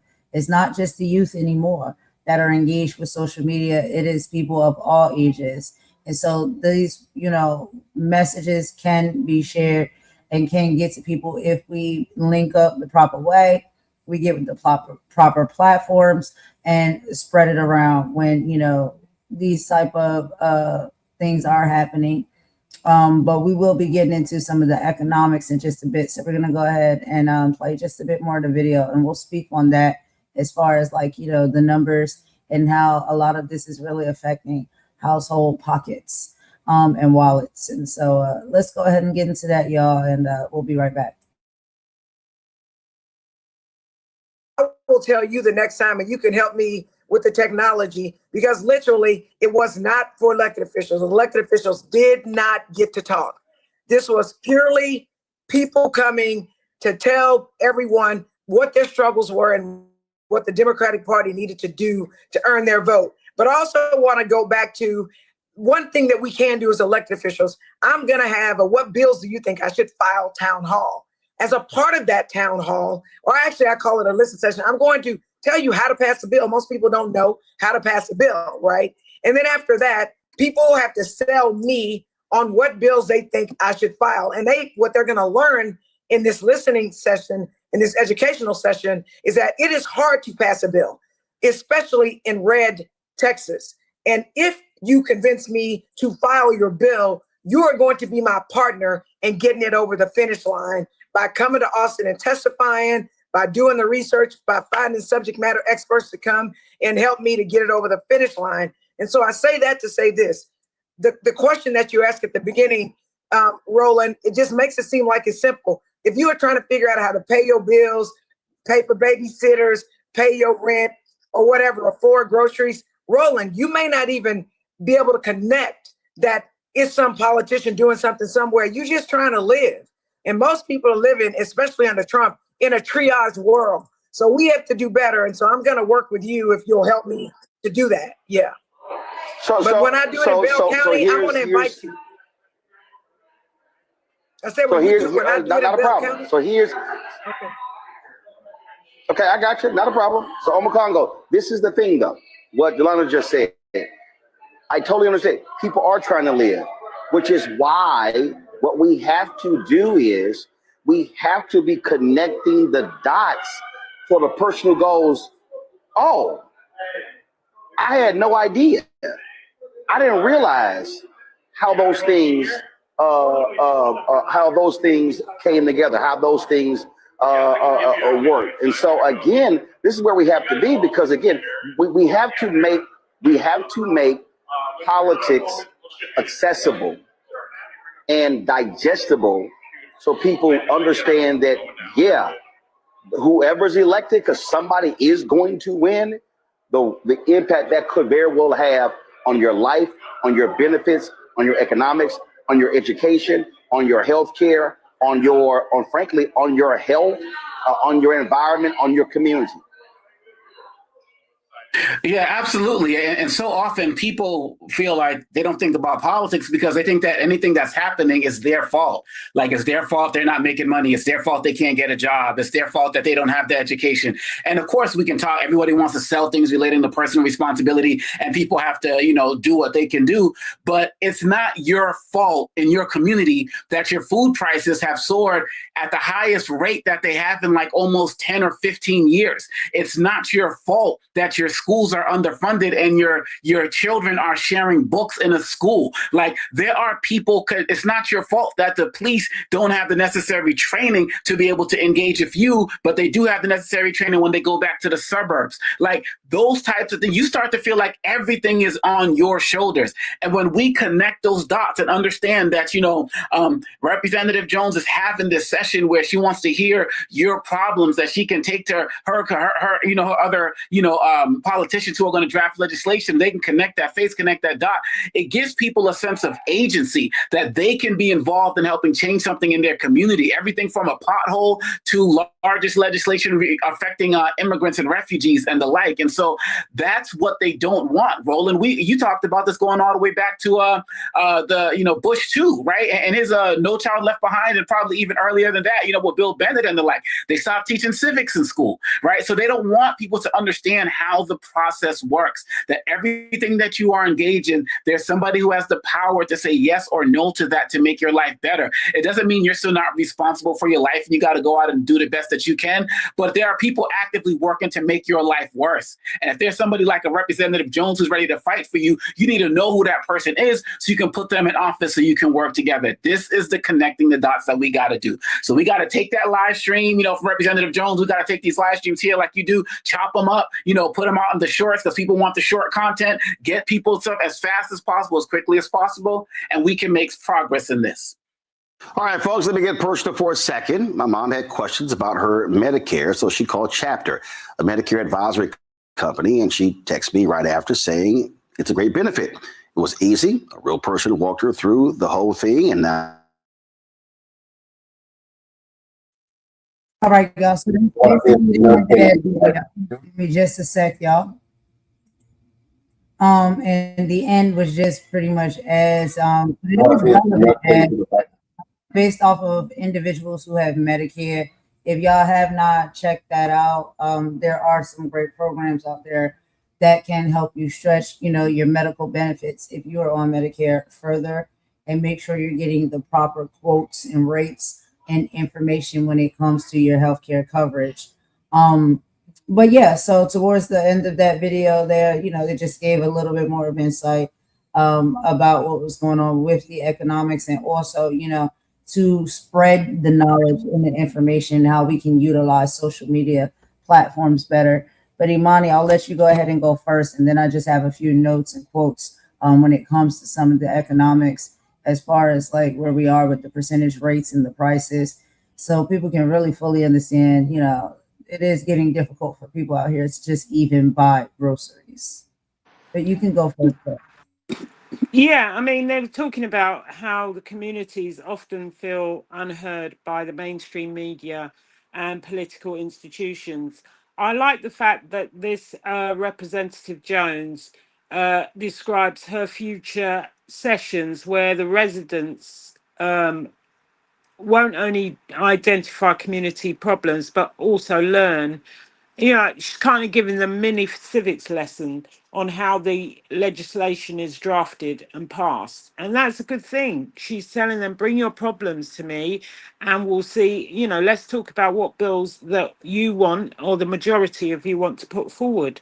That's how it is. I mean, that's how politicians used to have their own sessions when they go back home to talk to the people that got them into office, and talk about what the people want rather than, a lot of this grandstanding that we see in a lot of these political houses.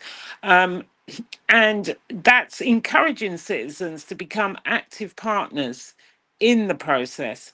And the other thing is that, people have to communicate, explain how the government decisions influence employment, healthcare, education, houses, food prices, and public services.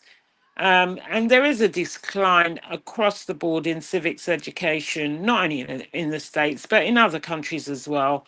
And I think, that sort of education should be out there. But I think engaging with young people on the social media front will make that a better exercise. It's kind of a quid pro quo, exchange of information. They can teach, the people who are not tech savvy how to communicate their message best, and they can advise the young people on why it's important for them to use their vote. So yeah, I thought this was a good thing, but I'll leave it to you to be the filler and add all the stats and figures as you do so beautifully. Well, thank you for that, girl. I'll try. I will try. But there is a lot going on. And we know that. And people are, really, really struggling. Okay. Families are struggling to afford groceries, fuel, and healthcare. And we're often told a simplified story that inflation is just an unavoidable natural force. But when you examine the policy choices and economic data, a far more deliberate pattern emerges, not just here at home, but across the global economy.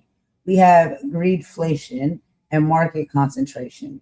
So rather than traditional supply and demand inflation, global economic studies show that excess corporate profit, often dubbed greedflation, has driven over half of recent prices increases in major developed economies. Here's the global reality. In the food and energy sectors, a handful of mega corporations hold near monopoly power. Globally, four food traders control 70% of the world's grain supply, and six oil giants dominate energy production. The impact that this has on working families. When input costs drop, corporate profit margins remain at historic highs rather than passing savings back to consumers. Whether it is a grocery bill in the United States, in the UK, or in Latin America, families are paying corporate markups on essential survival goods. We also have deregulation and energy price volatility. Specific legislative choices around the regulation have stripped away consumer protections in energy and housing markets globally. Policy choice drives prices. When governments deregulate energy markets or reduce oversight on price grouping, private utilities and speculative investors profit from market volatility. The global ripple effect. From working class neighborhoods in America, cities to households across Europe and Africa, families are forced to spend a dramatically higher percentage of their paycheck just to keep the lights and the heat on. We also have divestment from public infrastructure and education. Policy choices don't just affect what you pay at the cash register. They affect what you pay out of pocket for basic public goods. The push towards privatization. Around the world, when governments cut funding or offer tax breaks that siphon resources away from the public education and infrastructure, private corporations step in and fill the gap for profit. Shifting the burden. In countries across the global south, and North alike. Public school divestment forces working families to pay out of pocket for tuition, school supplies, or private alternatives just to secure a basic education for their children. That is a thing, especially here. Parents are like almost required now to purchase the school supplies that their kids take to school. But anyway, what was once guaranteed as a public right becomes a recurring household debt. So, the conclusion, reframing the global narrative. When we connect the dots, the conclusion is very clear. The cost of living crisis is not an accident of nature. It is a crisis of policy and unregulated corporate power.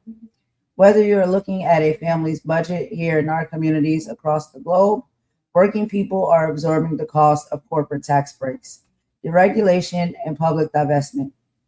Real economic accountability requires moving past generic inflation headlines and demanding policies that protect public infrastructures, curb price gouging, and put working families before the corporate profit margins.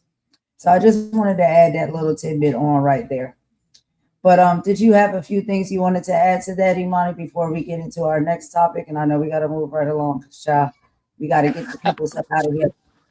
No, I didn't. I don't have anything more to add to that.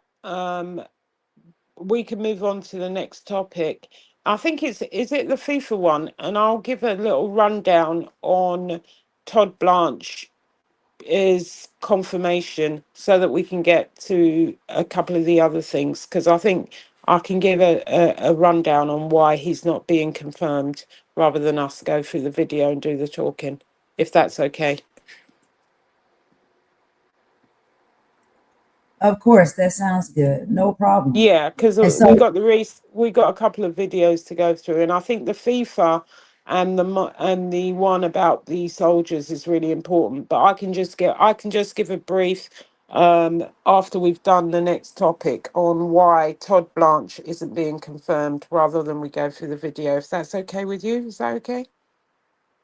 which one did you want to do next? The next one we have up is the Tariff fallout and corporate silence. That's another one from Roland Martin.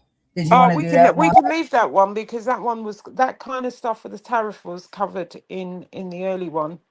Okay. Yeah. So you want to So get we can the go. next one? We can go to FIFA, because I think that's an important story. Okay. Let's get What do you into think? that. Yeah, are you okay with that, or do you want to do the soldiers?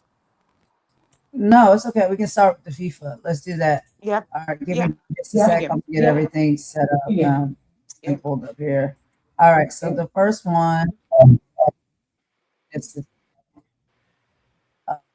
boom, boom, boom. All right. Got that switched around. Sorry. Because I wanted That's to okay. I do just the had to switch research. out. Sorry, I did a So little you want to talk switcheroo. about? Yeah, I'll talk You want about to talk Todd about? Blanche's confirmation, because it can be just talked about. Do you want me to talk about it now, or do you want me to? It's up to you. Do you want to talk about FIFA or do you want to talk about Todd Blanche? No, let's do FIFA first. Sorry, I'm confusing stuff. Sorry. Okay, that's what I said. All right, so let's go ahead and get into that. So we do have some coverages here from another channel that we love to watch that has excellent content, Brian Tyler Cohen. And so he'll be speaking on two things, the judicial nominees and ethical concerns, and also will be speaking on global sports and the corporate greed and corruption. So delivering breaking coverage on sudden developments regarding the confirmation vote for key judicial and executive nominee Todd Blanche. Walks through behind the scenes committee maneuvering unexpected opposition from key lawyers and serious ethical and procedural concerns raised during vetting, and analyzes what this stall or shift in voting signals for the broader political landscape and judicial accountability is. So we shout out to Brian Tyler Cohen. But when we're talking about FIFA, we're going to be talking about the global sports corporate greed corruption. So for this segment, this will be examining the intersection of political power, corporate greed, and global sports governance, targeting new legal scrutiny against FIFA and political figures involved in host city deals and international contracts. We'll be breaking down political conflicts of interest, financial improprieties, and regulatory challenges surrounding upcoming global sporting events, showing how political influence intersects with international athletic organizations. All right, so let's go ahead and get into the video real quick because we don't want to move too slow here. So let's get into this very next one with let's start with Brian. All right, let's go ahead and pop this one up real quick, and we'll do our commentary in between. It's not that long; it's just about 13 minutes, so we'll push right through it, y'all, and then we'll chit chat with y'all about it in the chat. Let's hop right in.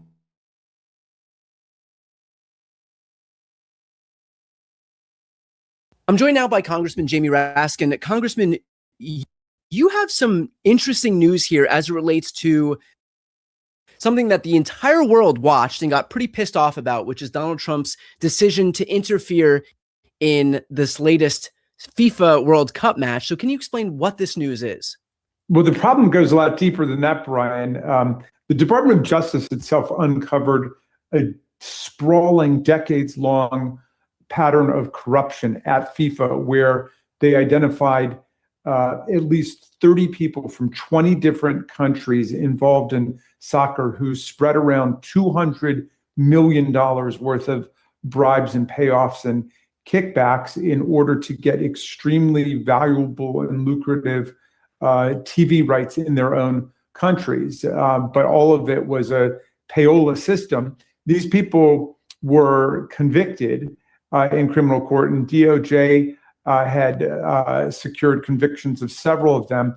And then after like a very cozy relationship developed between FIFA and President Trump and the Trump administration, those charges were dropped. Those prosecutions were dropped, even though the criminal convictions had already been obtained in federal district court and upheld in the Second Circuit Court of Appeals. And these are convictions for racketeering, wire fraud, and all of these, related corruption offenses. But you'll recall that they fabricated a new FIFA Peace Prize, which they gave to Donald Trump, and then they rented space at the Trump Tower for the 45-day period around the World Cup, but they paid for apparently this suite for an entire year.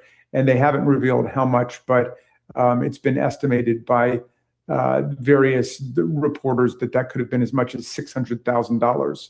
So there's just a whole series of relationships like that. And it's like everything else we're seeing with the Trump administration.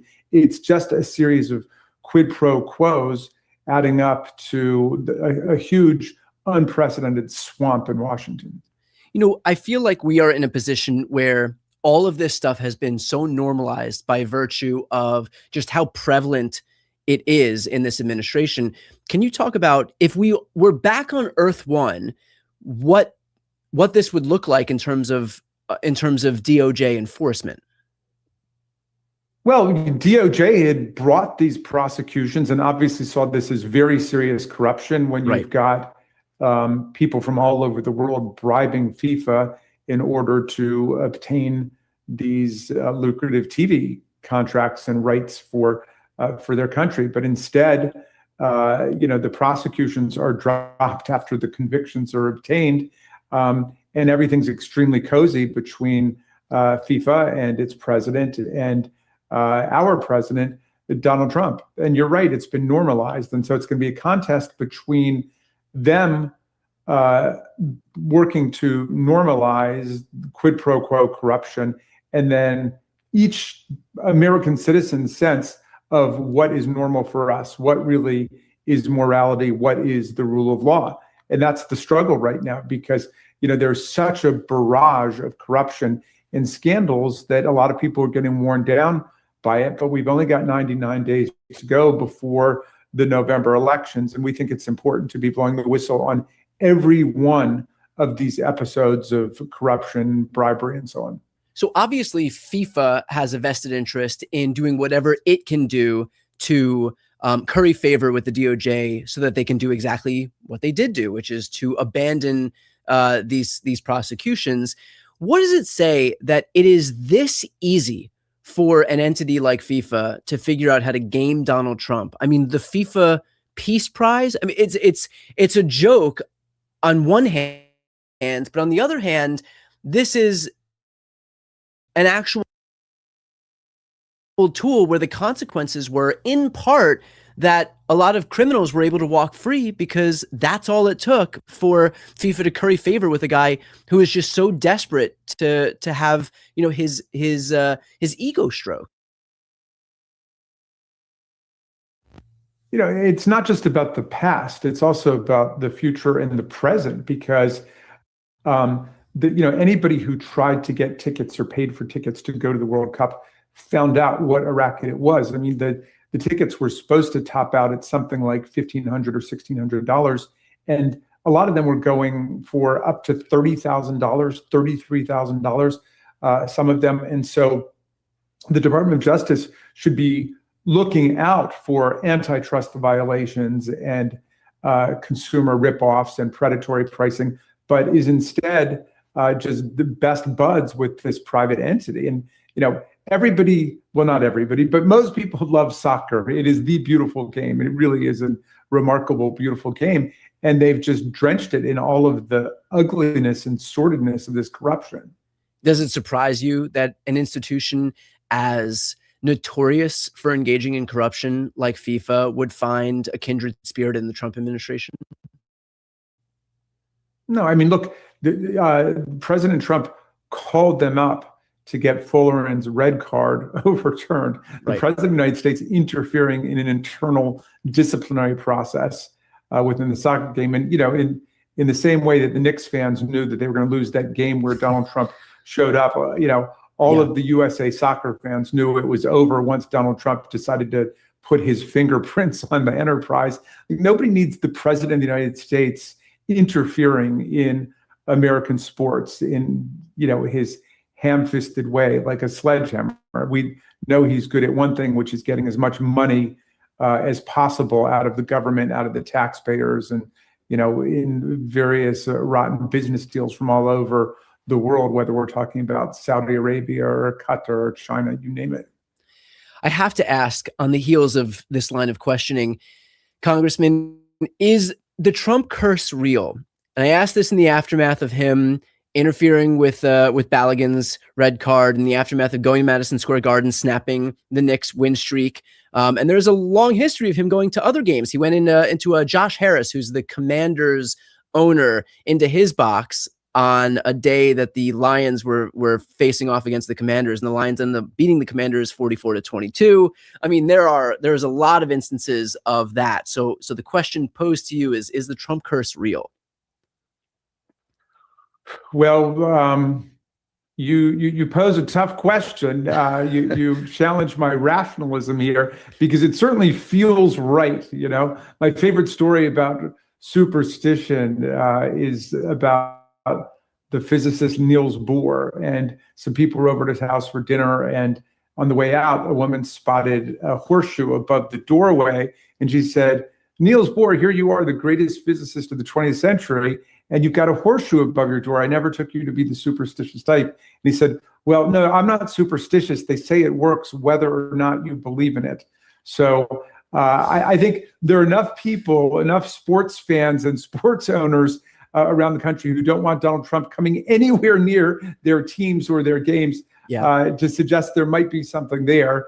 And, we can see what's happened to our country since he's been president. And that's in the realm of actual public policy. I mean, ruinous, illegal, unconstitutional wars like the catastrophe in Iran with the closure of the Strait of Hormuz, and, so many lost servicemen and women from the American armed forces. So many people have died in Iran. The ruinous, illegal, unconstitutional tariffs he imposed to launch a trade war against the rest of the world, and all of the terrible effects these things have had on our economy. It really is time for us to bring on some new leadership in America. All right, y'all. So we're going to go ahead and take a quick commentary break right there. I'm going to let you kick off with this one, Imani, because I know you know a I lot don't about it, know what to girl. say. I'm at a Wow. loss, yeah, because first and foremost, when does government interfere in sports decisions? I mean, what have we got going on? This is just crazy. Never mind the fact that they gave him a peace prize and then they leased office space in his tower, not just for the competition, but for a whole year. I mean, this is like corruption at its. I mean, this. I don't think I think they should just call him the corruptor in chief. I mean, really, this is just hilarious.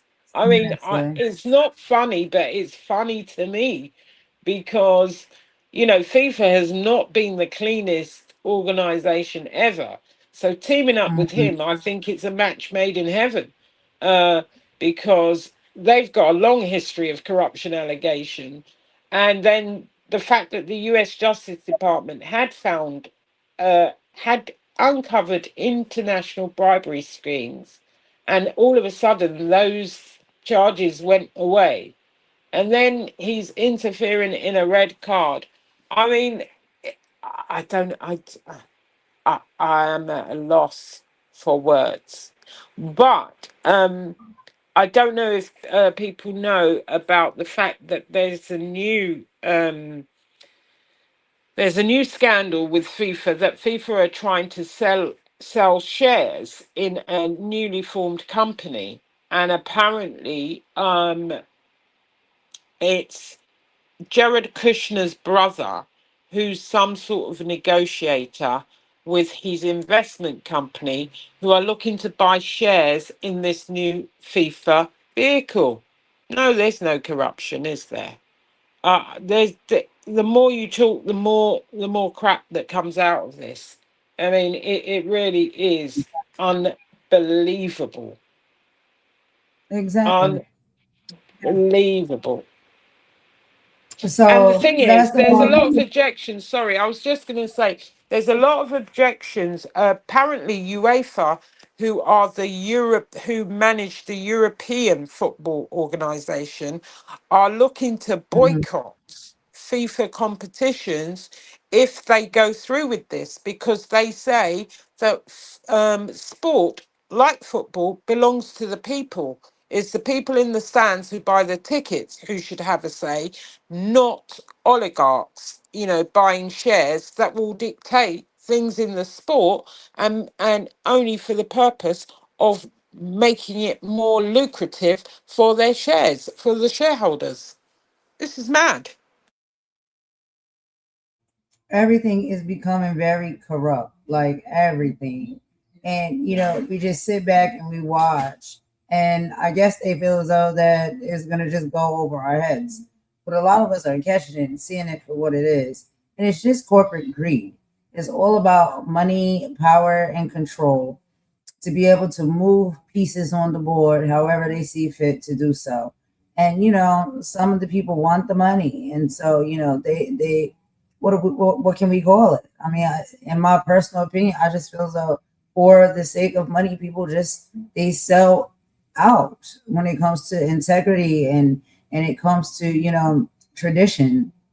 They'll throw all of that away for a large payout, a big paycheck, or the opportunity to be in business or cahoots with someone they see as powerful at the time. And what can we do?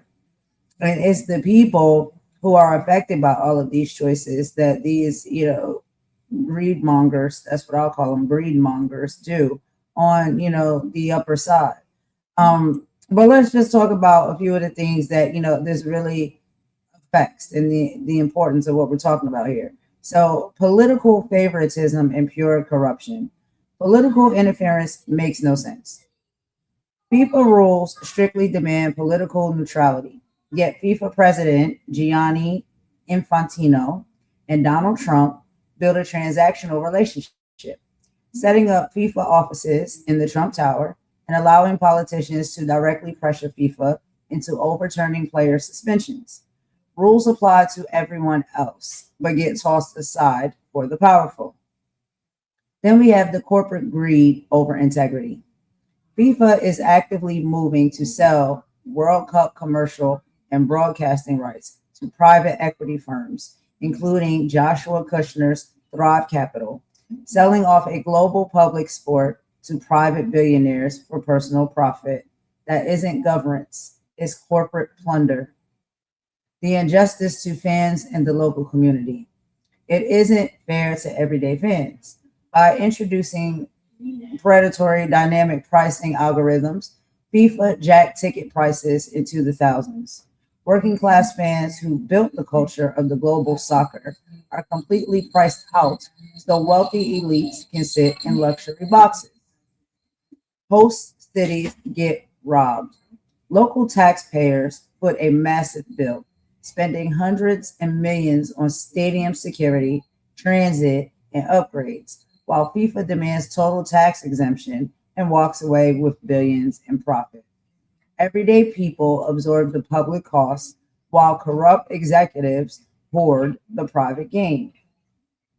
We also, like you said, Imani, heard about, the scandal that FIFA is selling its shares of the World Cup. So selling out football to billionaires.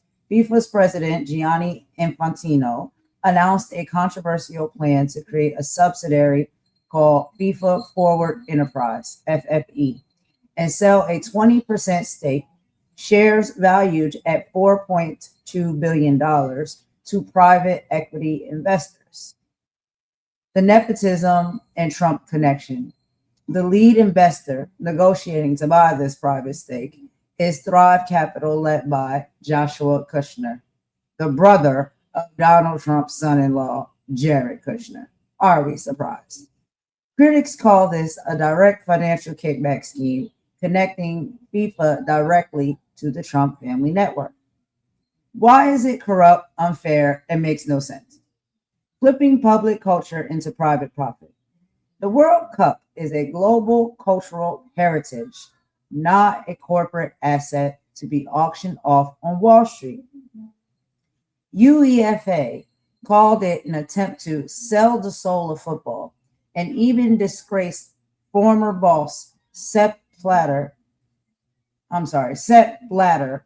blasted Infantino, saying no one has the right to sell our game, using member country bribes to force the vote.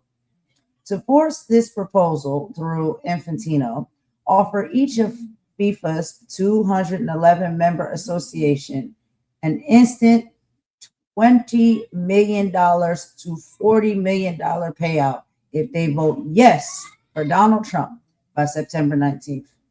Opponents have labeled this leverage and pure bribery, using billions to buy off smaller associations to push through privatized ownership.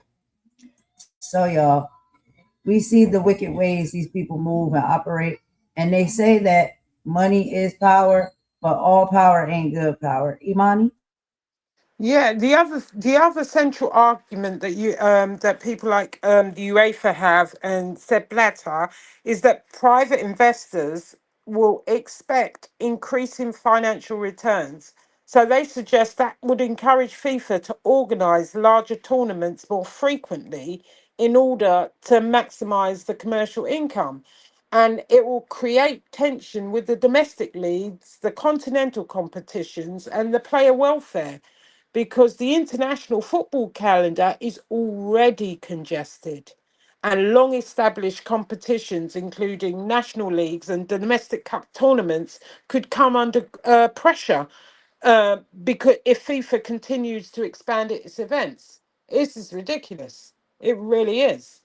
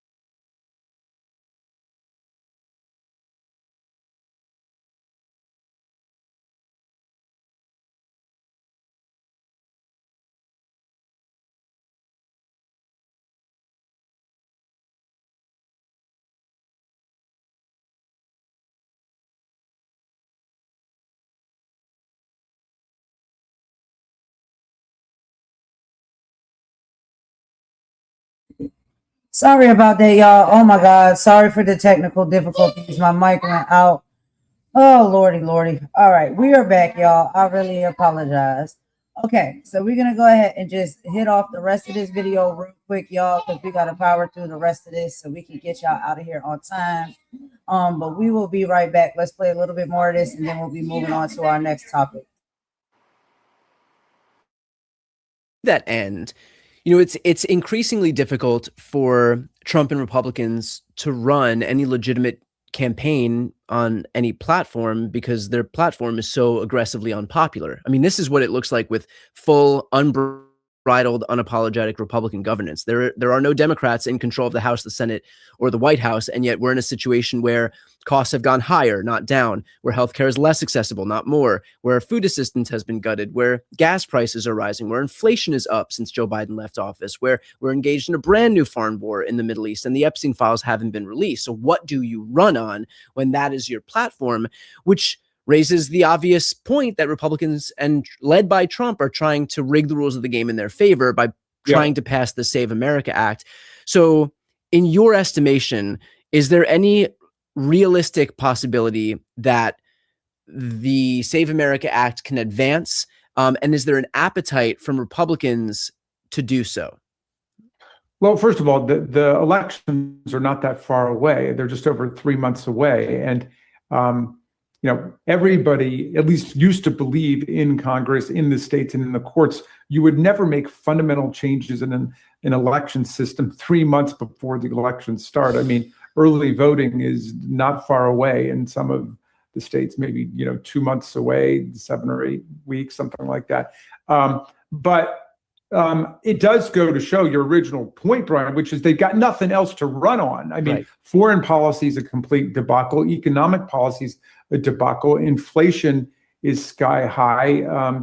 Gasoline is going for more than $100 a barrel. He's gotten us into this escalation trap with the Iranian government, which is playing him like a fiddle. And they've got no program for the country. Where's their plan to give everybody health care that they promised 10 years ago? Where's their plan to bring down inflation? I mean, there's literally nothing there. They're spending, their time on the reflecting pool, which we call the Strait of Warm Ooze. What color is it going to be tomorrow? It's an algae farm. And they're spending their time on, billion-dollar golden ballrooms. We've been out campaigning on the Eastern Shore, which is like probably the reddest part of Maryland. Over the weekend, we had more than 100 Democracy Summer Fellows with us out there. And not only were people so excited to see the Democracy Summer Fellows and people who are not registered to vote are getting registered to vote, people who didn't know that Andy Harris, the head of the Freedom Caucus from the 1st District, has an opponent, and he's got a great opponent in Dan Schwartz, whose campaign is surging now. But we didn't see any Republicans anywhere. We saw no red hats, no MAGA hats anywhere. And I'm getting the same reports from Democracy Summer people all over America that they're just not seeing Republicans anywhere. Now, the good news is, his support is collapsing. It's just melting away. On the other hand, they don't seem that upset about it, which suggests he is going to be trying to do things like move the SAVE Act and who knows what other kinds of ambushes against the electoral process. And so that's what we have to be vigilant and steadfast in making sure we're protecting the election, even as we're going out to mobilize a landslide. But I don't think the SAVE Act can get through the Senate. I don't think there's any way. Last question. All right, y'all. So we're going to end that right there. Basically everything that we were talking about within the topic, they had already, touched on. They were going to be talking about a few other things amongst themselves. So I just went ahead and stopped the video right there. But yeah, we already see what is happening with this corporate greed. These billionaires, they feel as though they can buy just about anything and everything and take control. And the people are saying, no go, it's not fair. And they're doing it all for, and we see, especially with Trump and his administration, a lot of this is just to buy people, buy votes. And, they want to put power over, people. And so it has to come to an end.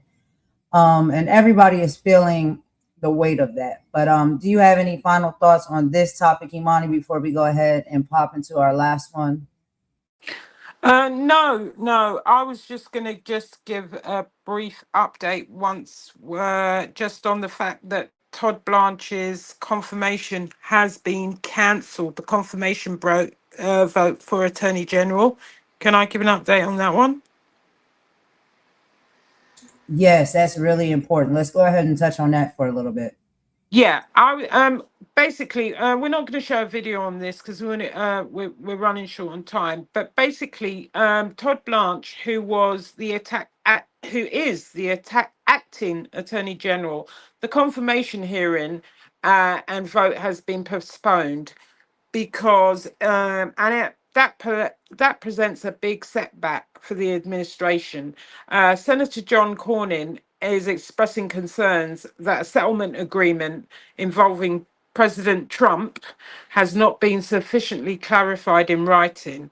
And he's arguing that verbal assurances are inadequate to say that he is not, because if you remember, he created this 1.8 billion anti-weaponization fund arising from litigation about his leaked tax records. Now, the person that leaked his tax records is now in jail anyway. And according to Cornyn, he says the settlement language could be interpreted too broadly, potentially benefiting individuals beyond the parties directly involved in the lawsuit. And the thing is, they were saying that he is not going to get this money, but it will only be reversed if it's put in writing. And Todd Blanche has not put it in writing. So there are 3 Republican senators that say they are not going to vote for him, therefore he can't get confirmed until they see that document in writing that that fund has been cancelled or that fund is no longer there. The thing is about these senators, I think 2 of them are going to retire anyway. This is why they've suddenly got the stones to go against Trump.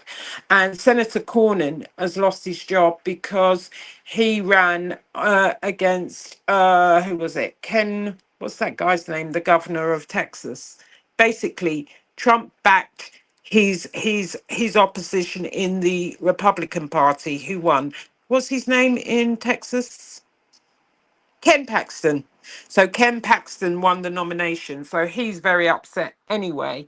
And he won't be in Congress again. So he's basically asking Todd Blanche directly to bring the paperwork that the weaponization fund has been permanently terminated or merely paused. Otherwise, he's not getting his vote. So Todd Blanche cannot get a vote for Attorney General. That's it in brief. Excellent, girl. You be breaking it down so well. But yeah, that was a good one that we did want to report on. And because we don't want to hold y'all too long, we didn't want to get into that video because it was a little bit longer than some of the others. But it is very important. We also do have a video that we're going to go ahead and show y'all.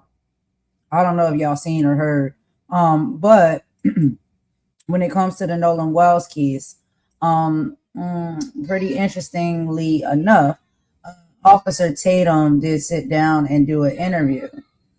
So former officer and commentator Brandon Tatum stepped directly into the spotlight by interviewing Nolan's friend Warren Hudson, releasing text messages from family members and floating unverified claims about alcohol or drug involvement prior to official toxicology reports. For many in the community, this felt less like an objective search for truth and more like an attempt to shift blame onto the victim and control the narrative before officials even release the official findings.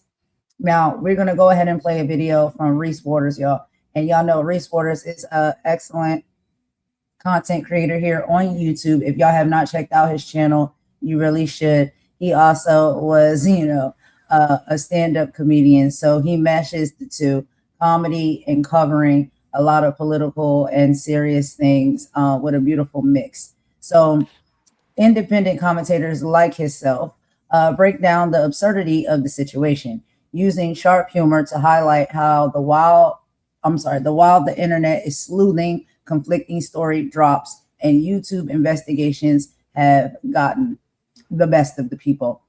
The humor isn't at the expense of Nolan. It highlights the sheer circus created when public figures and self-proclaimed investigators rush to play detective on social media while a grieving family is left waiting for basic, transparent answers. So let's go ahead and get into that video, y'all, real quick. Let me get that popped up. While I do that, you got a few thoughts, feelings, and opinions, Imani? No, I just wanted to say hi to some people who came in. Hi to Split Media. Hi to Trina. Hi to Mum Star. Hi to Star. And hi to Asha. Hi. Just wanted to say a quick hi to everybody who came in, and hi to Carlos as well. Yeah, thank you so much. Hi, everybody. Thank you for coming in. We really appreciate that for y'all rocking with us. And whether you're tipping in and tipping out, we appreciate all engagement. And we hope y'all like the content. Hopefully, we're talking about some things, that we really need to educate ourselves on and stay up on top of, because y'all, they're trying to get us. But we're not going to let them, because we know that knowledge is power, right? They think that money is power, but we know that knowledge is power. So let's go ahead and get into this video real quick, y'all. And I'm going to come over in the chat and chit-chat with y'all as we watch together. But yeah, Officer Tatum sat down and spoke with Nolan Wells, one of his claimed to be best friends. And the people have a few things to say about that interview. So let's get into it. Shout out to Reese Waters.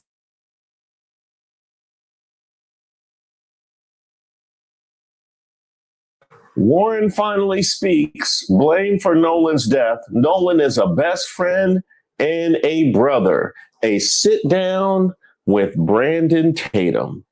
And you have to wonder, what kind of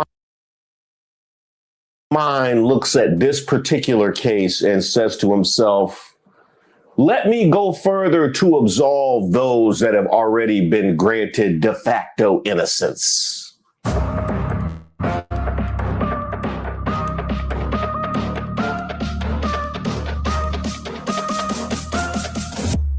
Shout out to all the subscribers and the members here on the channel. Don't forget to like the video, and salute to everybody who supported us over at thepeoplesgetup.com.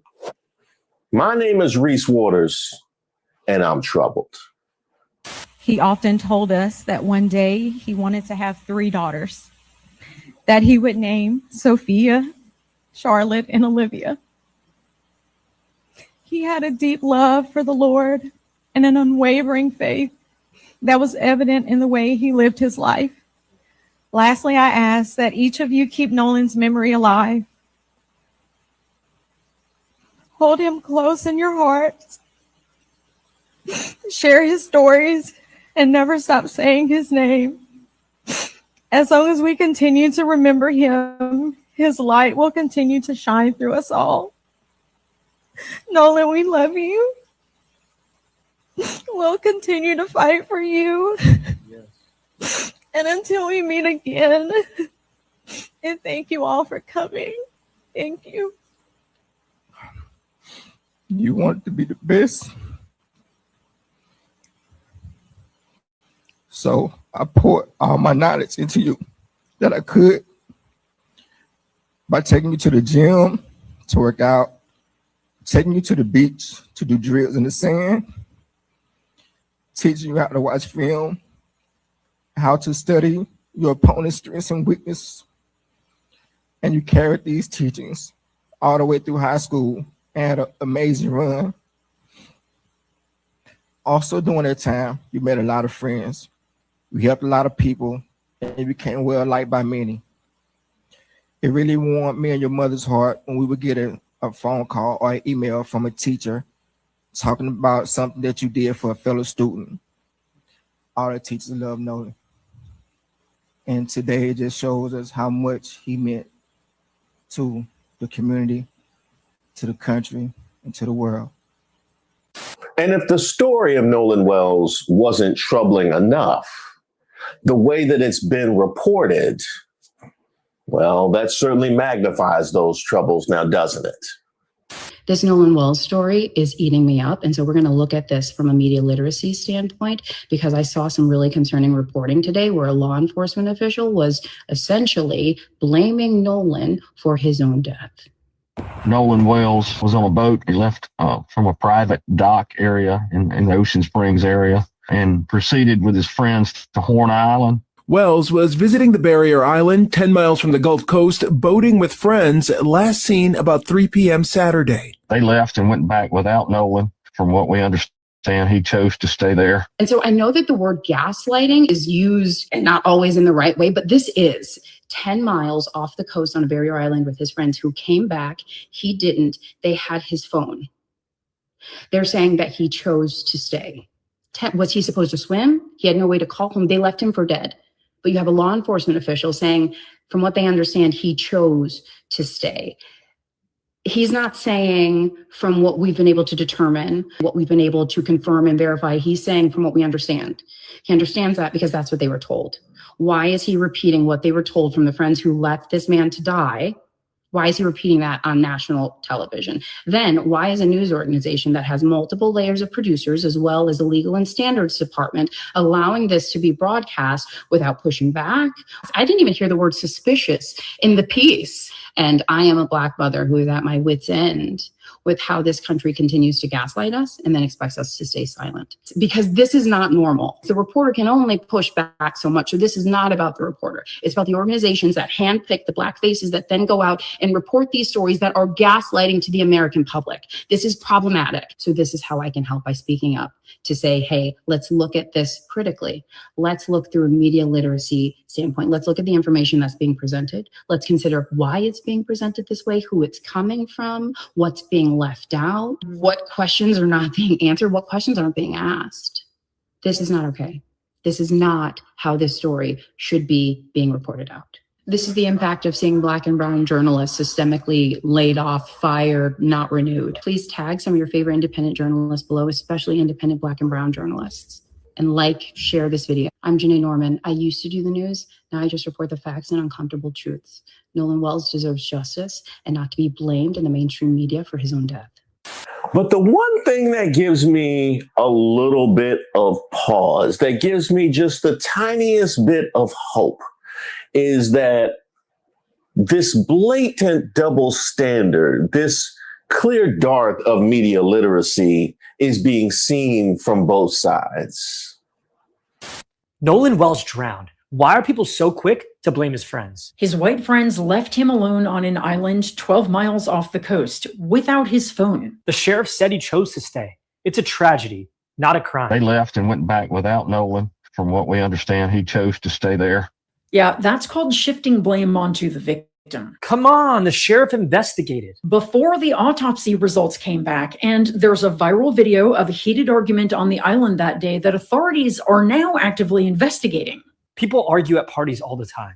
Listen, if 3 Black boys left a white boy alone on an island without his phone and he turned up dead, would the sheriff be going on Good Morning America blaming the victim? Black people make up 35% of missing persons cases in the FBI database and receive only 7 to 11% of media coverage. This story only went national because the internet demanded it. So the system isn't just failing Nolan.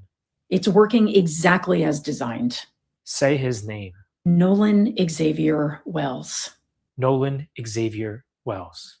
And shout out to Jess Craven for that one. The system is working exactly as designed. The system is working exactly as designed. Now, that would have ramifications not just for the investigation, but that would have ramifications for the media coverage as well, now, wouldn't it?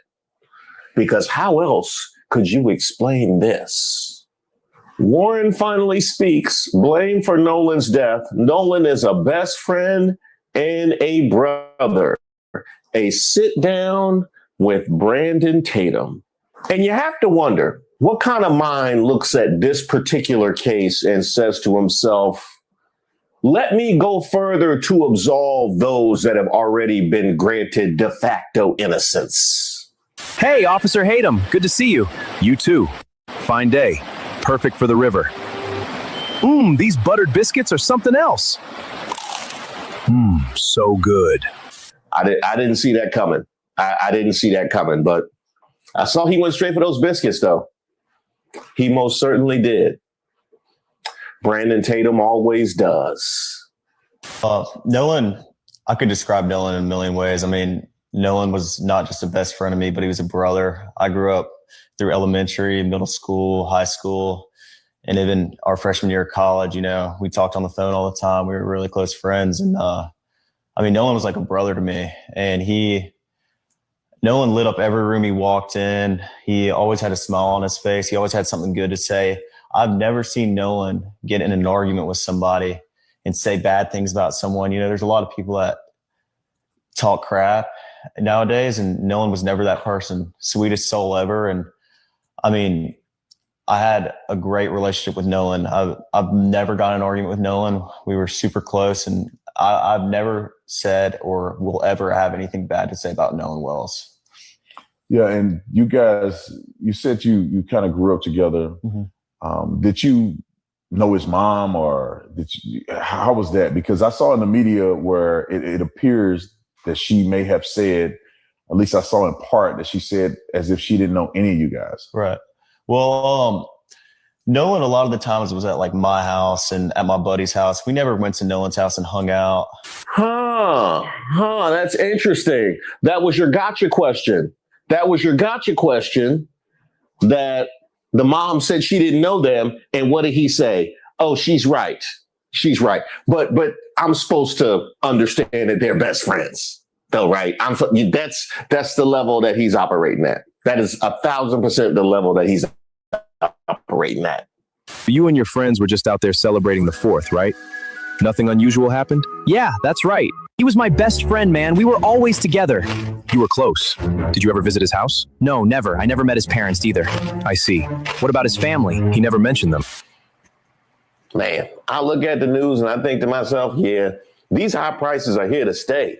Gas, groceries, insurance. And if you're a homeowner, I know I thought to myself, should I just call American Financing, refinance, and pay off this credit card debt? But then you second guess yourself because that mortgage rate you got is low, low, low, low. Listen, that low rate, it's not saving you if you're drowning in credit card debt at 25% or more. That's math nobody wants to face, but it's costing you thousands. And here's the truth. If you're only making minimum payments, that debt could follow you for years.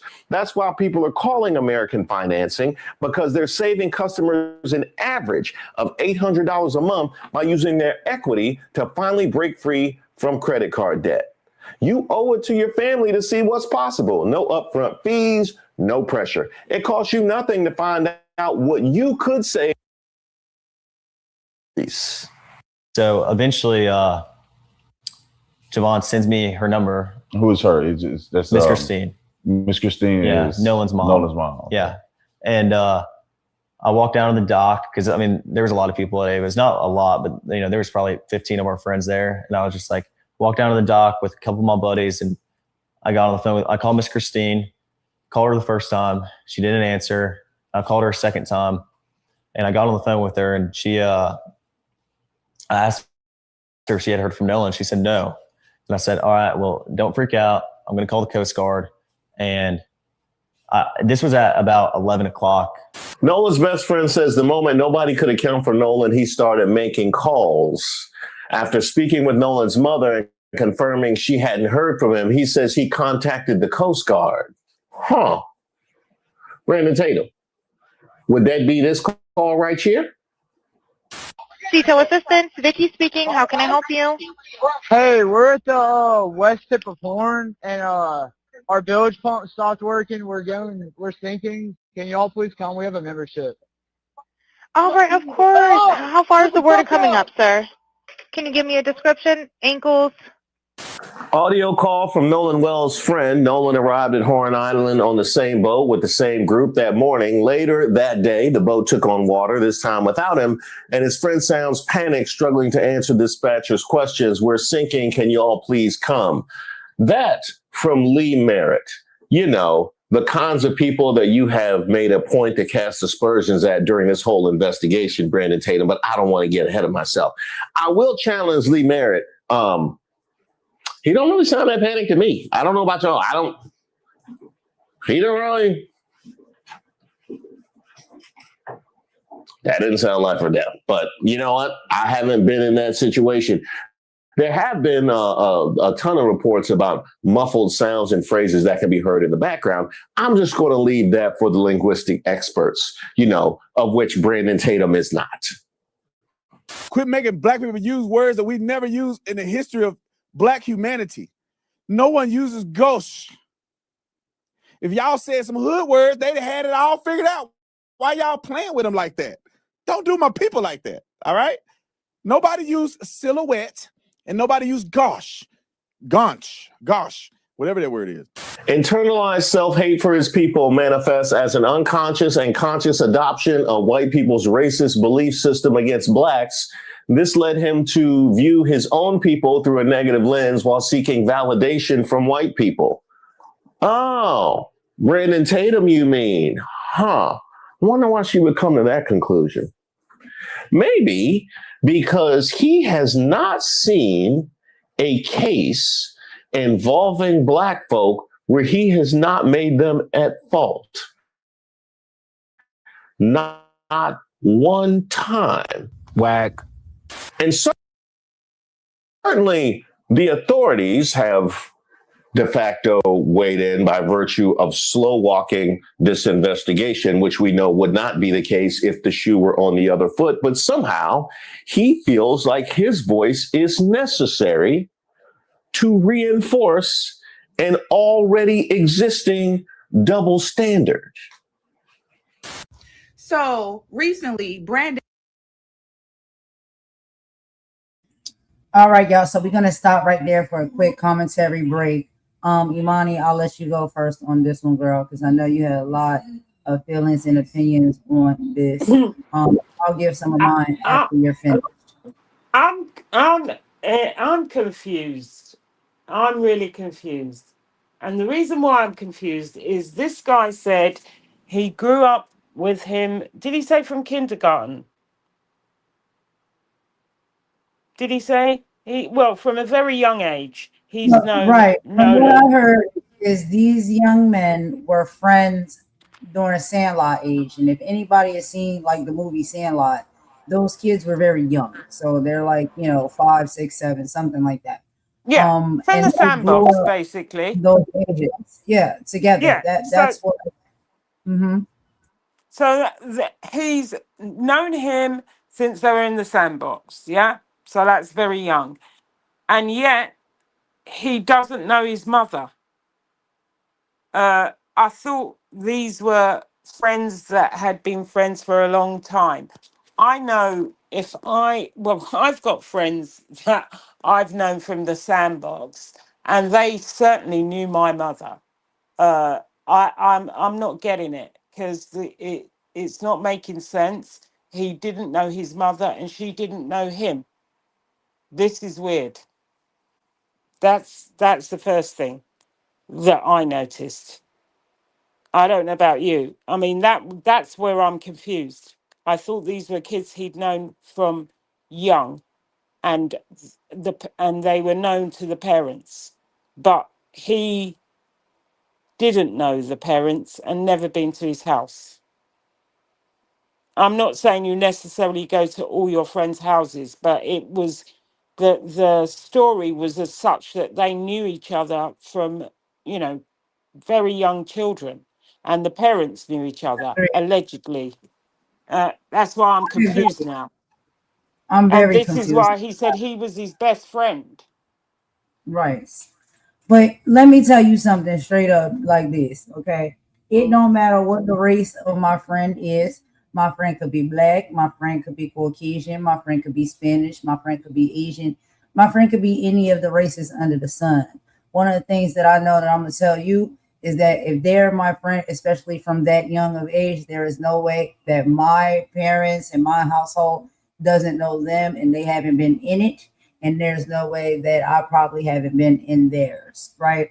And I have some stories that I could tell or whatnot, and I have told them before. But this is from my high school years or whatnot, and I told you I went to 2 years at a high school that was predominantly Caucasian. And then 2 years, I went to a high school that was very, mixed race. And I've had friends at both high schools that I hung out with very closely, that I spent time at their homes, dinner and movies and sleepovers and all of the things, right? And there's no way that my parents did not know the friends that I was hanging out with, especially if I spent that much time with them and I consider them to be my best friends. My parents are going to know who they are, and their parents are going to know who I am. So a lot of these things is a little bit weird, to me. And like you said, very confusing. The young man is saying now that they are best friends and they spent a lot of time together, but Nolan would only spend time at their homes. They were never at his home. And we can't be sure because we don't know the facts and the truth when it comes to that. But somebody correct me if I'm wrong. And just like we saying, when we talking about sandlot friends, that means you're friends from like a young age until you grow up and you become older, teenagers and young adults and things of that nature. I thought I could recall the mom saying that was the case, that they were friends since they were younger and that their parents knew each other and, spoke with each other, hung with each other, close with each other. And so it's just kind of odd to me that it's like you would say he's always been over to our house, but we never been to his house. I don't know, but that's just my personal opinion. What do you think, Imani? No, I agree with you because I found that part quite strange. That's your best friend, but you don't know his parents. I mean, there are friends that you make along the way that your parents may not get to know. Like you make friends, if people go away to college, your parents may not necessarily know those friends unless you introduce them. But if you're friends with people from the Sandlot, that's a young age, and that's your best friend, and now my mother knew, just like you, didn't matter what race they were. My mother knew my friends when I was younger, and there was no way I was spending time at someone's house that my mother didn't know. This I mean, sounds a that bit, was rule number one. You yeah. couldn't go play or you couldn't go and stay unless your parents met their parents. And sometimes, child, the way my grandmama and my mama was, they got to walk all up in your home and see how things is operating up in here before they allow you to come up in. I'm telling you, for real. And No, so, it's that true. was the thing. Like, that was the thing. So that's weird to me. That's very odd. You know what I mean? That I'm confused. I'm confused, but he said it out of his own mouth. So we're not making words up for him. He said that in the interview that they've been friends since the Sandlot, but he didn't know his parents. That's weird to me. Really weird. Because even if your parents pick you up from school, they will see you with, sometimes as they pick you up, they'll see your friends and they'll know that that person is your friend because you talk about that friend. So I'm confused. I'm a bit confused, but he said it out of his own mouth. We didn't make those words up. He said he's never been to his house and he didn't know his parents. So something ain't right here.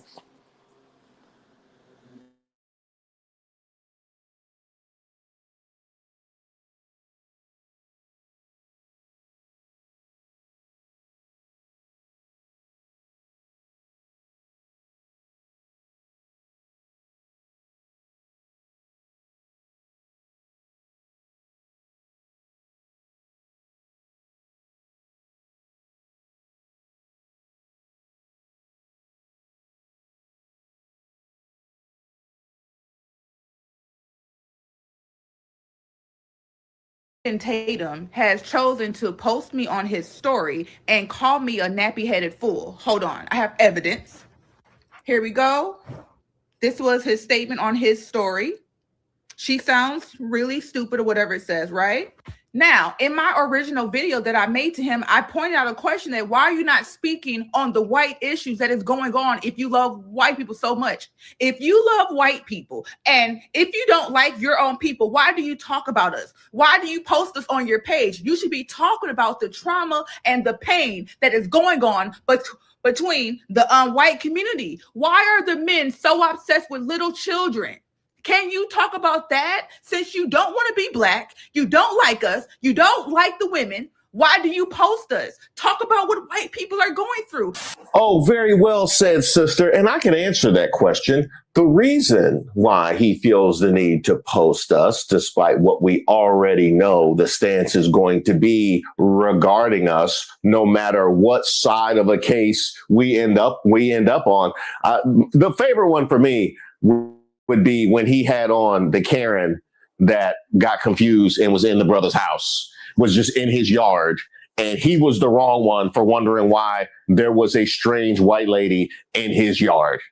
He was the wrong one. I told you, what is it worth? What is his opinion worth when you already know? That's what I don't understand. It's worth a platform for racists to feel perfectly free to let loose of all of their pent-up anti-blackness. That is his role. That is the system working as intended. He's right, you know.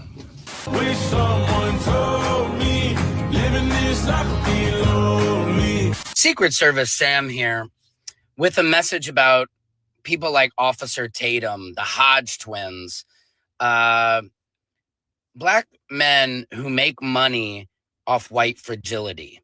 And you have to understand, they are just using black atrocities to make money and to appeal to the MAGAs, the Fox crowd, the white racist people who love to hang on to one black man willing to validate all of their racist views.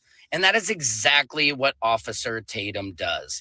He is literally the definition of a race baiter. That's the irony, is he calls everybody else a race baiter, makes it about race. But you have to understand, when you are in the minority, we don't see anybody white in his comments. Go look at Officer Tatum. Go look at the Hodge twins. Go look at any of these corny ass content creators who played a white racist and show me more than one black person in their comments. I challenge you to find that on any one of their videos, on any one of their posts. And they're always the first to say, let's not make this about race, because that comforts white racist people. And then they get a huge crowd because of the way they're willing to speak, because it's not a majority of black people who think like that at all. Most black people in America can acknowledge and understand from their own experience how racist our justice system is and America is. For the reason that you never see a white woman being pulled out of her car and slammed to the ground. For the reason you don't see white women get followed around shopping mall stores because they're being accused of stealing. It's all there, but these sell out your souls, black men, content creators. I'm sure there's women too. Candace Owens used to do that before she got on a different lane. But they're all the same. And all you white racist people need to notice, ask yourself, why is it only white people in the comment section, right? If this black man telling you about these things, why aren't other black people agreeing with it? Ask yourself that. And Officer Tatum and the Hodge twins and anybody else I'm forgetting, they are disgusting and disgraceful. And it's Samuel L. Jackson in Django Unchained. You know that? That's what they're doing. Secret Service Sam out, Samson for president of the world. From BMB Empower Network, thank you, Samson Crouppen, for breaking this down. Officer Tatum built his whole brand selling black pain and black trauma as entertainment for white fragility. He packages our atrocities, our deaths, our struggles, our generational wounds and serves them up to people who want permission to look away from accountability. That's the business model. That's the bag he chases. And the sad part, he does it with a black face so they feel comfortable consuming it. It gives the whole thing a stamp of approval it was never supposed to have. See, even he said it. That's the product. That's what gets the clicks, the speaking gigs, and the book deals. We see you, Tatum. The community sees you. And you know what? He sees the white community as well, because that wouldn't be a justifiable career path for him if not for your racism. That's part of the calculus that he's making. And he's gone so far down the road, even Stephen A. called him out, which, you know, that'd be like Shannon Sharp telling me it's cheaper to keep her. When you see Al Sharpton eulogizing and announcing that there's $100,000 reward, when you see that Tyler Perry agreed to pay for the funeral and put up half of the reward, when you see guys like Spike Lee and Terrell Owens in attendance, and Terrell Owens, I think, dedicated $25,000, if I remember correctly, according to the reports that I've read, and you see Benjamin Crump in attendance, and you're talking about civil rights lawyers being in attendance, like you just pointed out. My question to you, Officer Tatum, and Charles, you can follow up based on the answer that he provides. My question to you is, why do you think the parents decided to go that route, Officer Tatum, based on your investigation in terms of allowing all of those folks to be so intimately involved in this situation? What are your thoughts about that? What comes to your mind, particularly based on your investigation, talking to the actual parties supposedly involved? There's two thoughts that come to my mind. One is that Al Sharpton and Benjamin Crump are manipulating this family's trauma in order for them to make a crap ton of money. That's one. Oh, okay. I got you. So that was only for you to do. That was only for you to do, to jump in when there was a black trauma and manipulate it for the racist white folks. So that's why, okay, you don't want them infringing on your turf. I got you. Uh-huh. The second one is the parents trying to cash in on this, because, and it's the reason why I say this. Why did Nolan Wells' mama say, I don't know these kids? These boys showed me pictures and video and text of them staying over his house, or at least the young boy Tristan, staying over his house multiple times. She went to school with one of the other boys' mama, graduated high school with her. They showed me the yearbook. Why is she saying this? Why Al Sharpton don't know this boy? You mean the same boy that said we would never go over his house? Is that it? That's the same boy? Huh. That's interesting. That was right on your platform. Mm-hmm. The lie detector test determined that was a lie. Why is he eulogizing him at his funeral? Ain't never met Nolan a day in his life. You know, why are they saying we're going to give $100,000 to somebody who give us information to lead to an arrest? What if Nolan drowned? They don't care about him drowning. You know, and then also, why we don't do this for any other young men who have lost their lives at the hands of other people other than white people? And there you have it. So you have more energy for how his funeral was conducted than making sure you ask tough questions of all the people involved surrounding his death. You know, unlike the sit down, tell me how you're innocent. More smoke for the funeral. More smoke for the parents. Mm-hmm. But again, I will circle back to the question that I asked in the beginning. When he has literally never not made Black folks at fault, whether or not they are the victim, whether or not they lost their lives, whether or not they lost loved ones, it does not matter.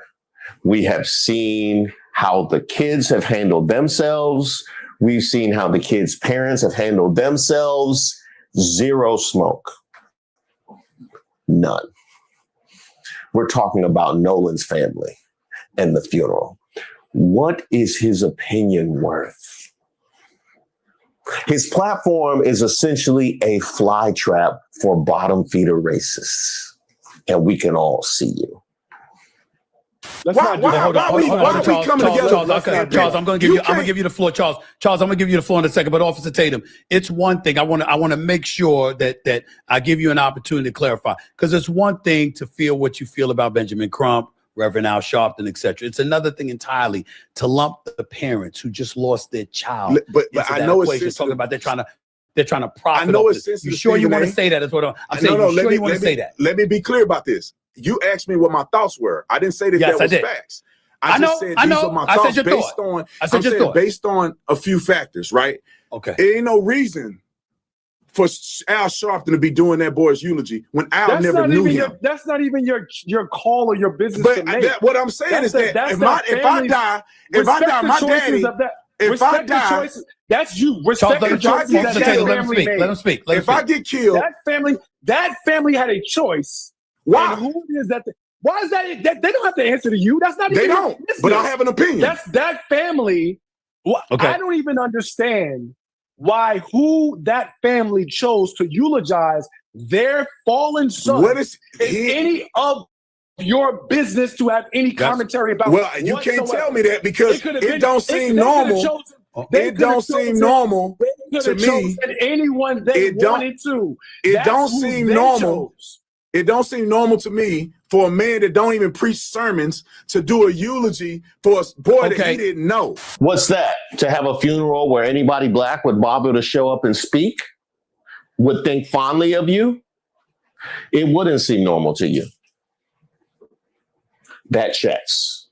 So let me address the optics issue here first, which is weird for a white guy to say this to a black man, but there are people in the black community who are going to say, I can't believe you had that Brandon Tatum on.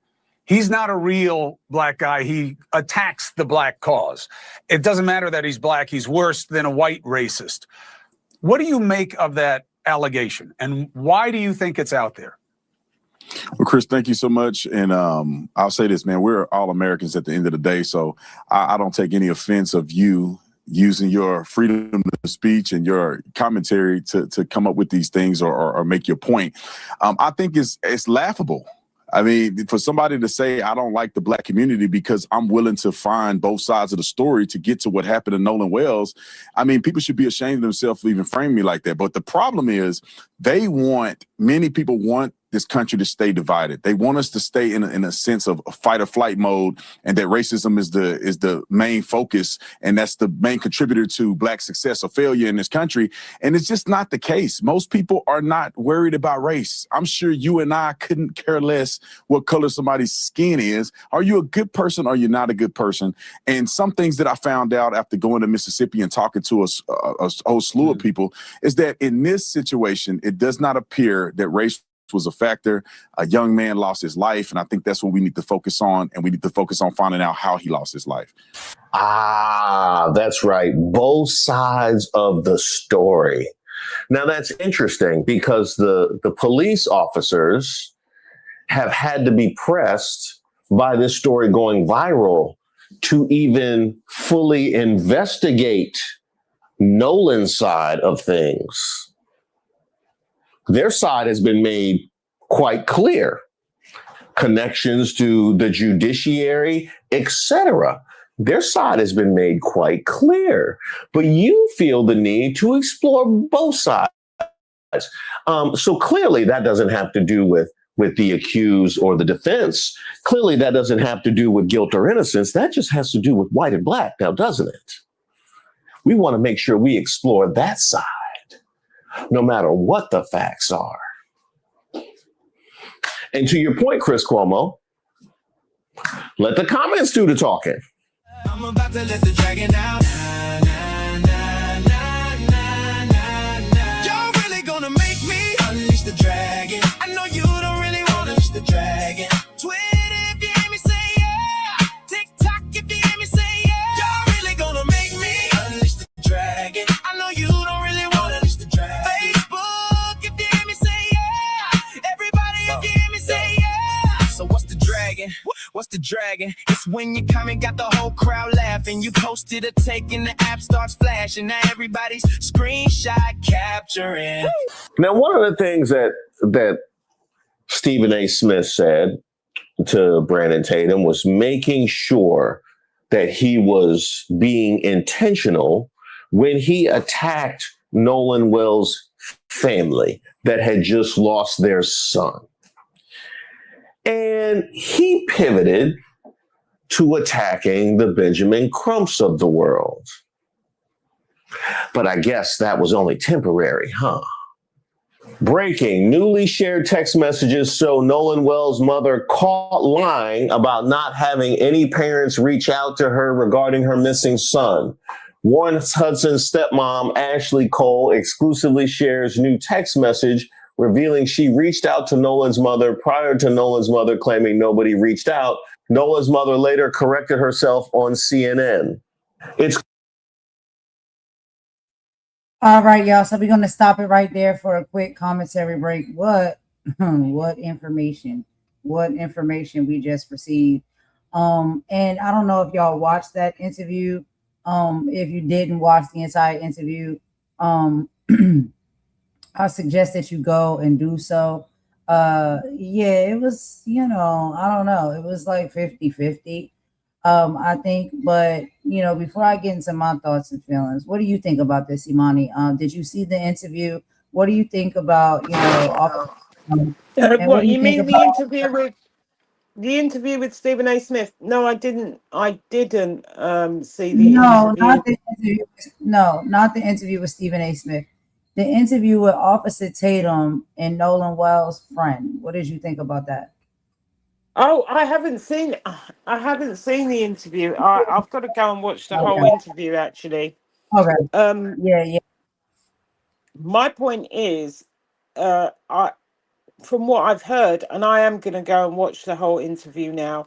There are inconsistencies, and the inconsistencies have started from you knew him or you didn't know him.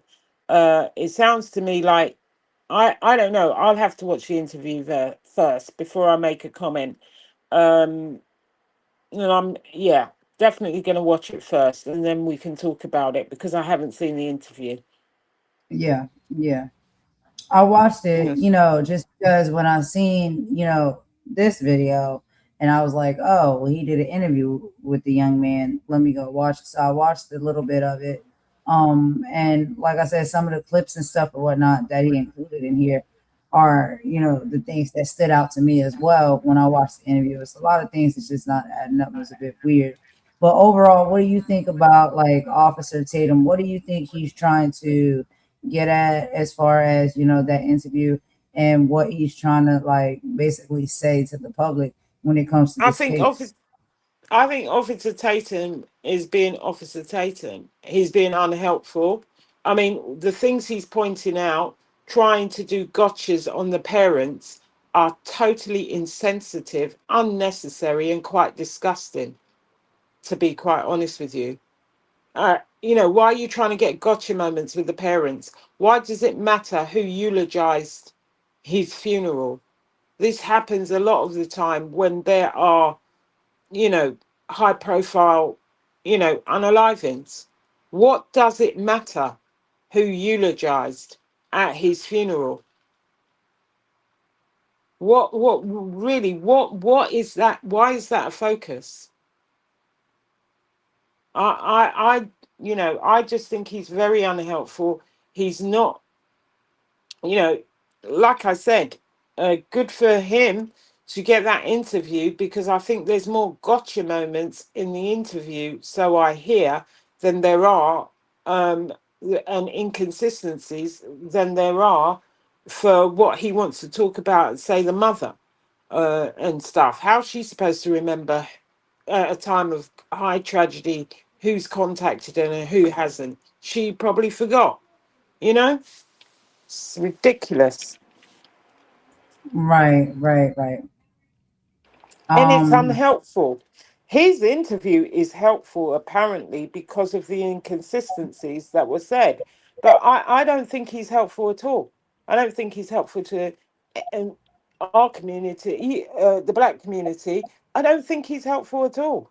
I never have done, to be quite honest with you. He's another one of these people that is just a problem. And if you've got Stephen A. Smith going at you, then you know you've got a problem. I agree. I thought it was distasteful, especially, when you know that you have mourning parents and family and friends, right? To, just kind of, I don't know, try to narrate the story in a certain type of way. We can't be sure. One of the things that we can always say is that we can't be sure because we are still waiting for evidence and facts to come out about this case. And so, to premeditately speak on, how you may want to narrate the case, and you can twist and push people's minds in a certain direction because we know how that goes, right? Sometimes people just believe whatever it is they hear, child, or what sounds best to them.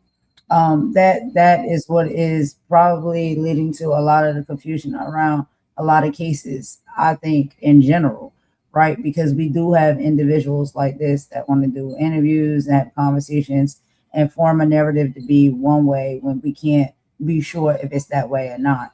But by the time you say that and it gets across the internet, it's already too late, because people have already bought into it, believed it, and it can persuade their mindset in a certain direction before the actual truth comes out.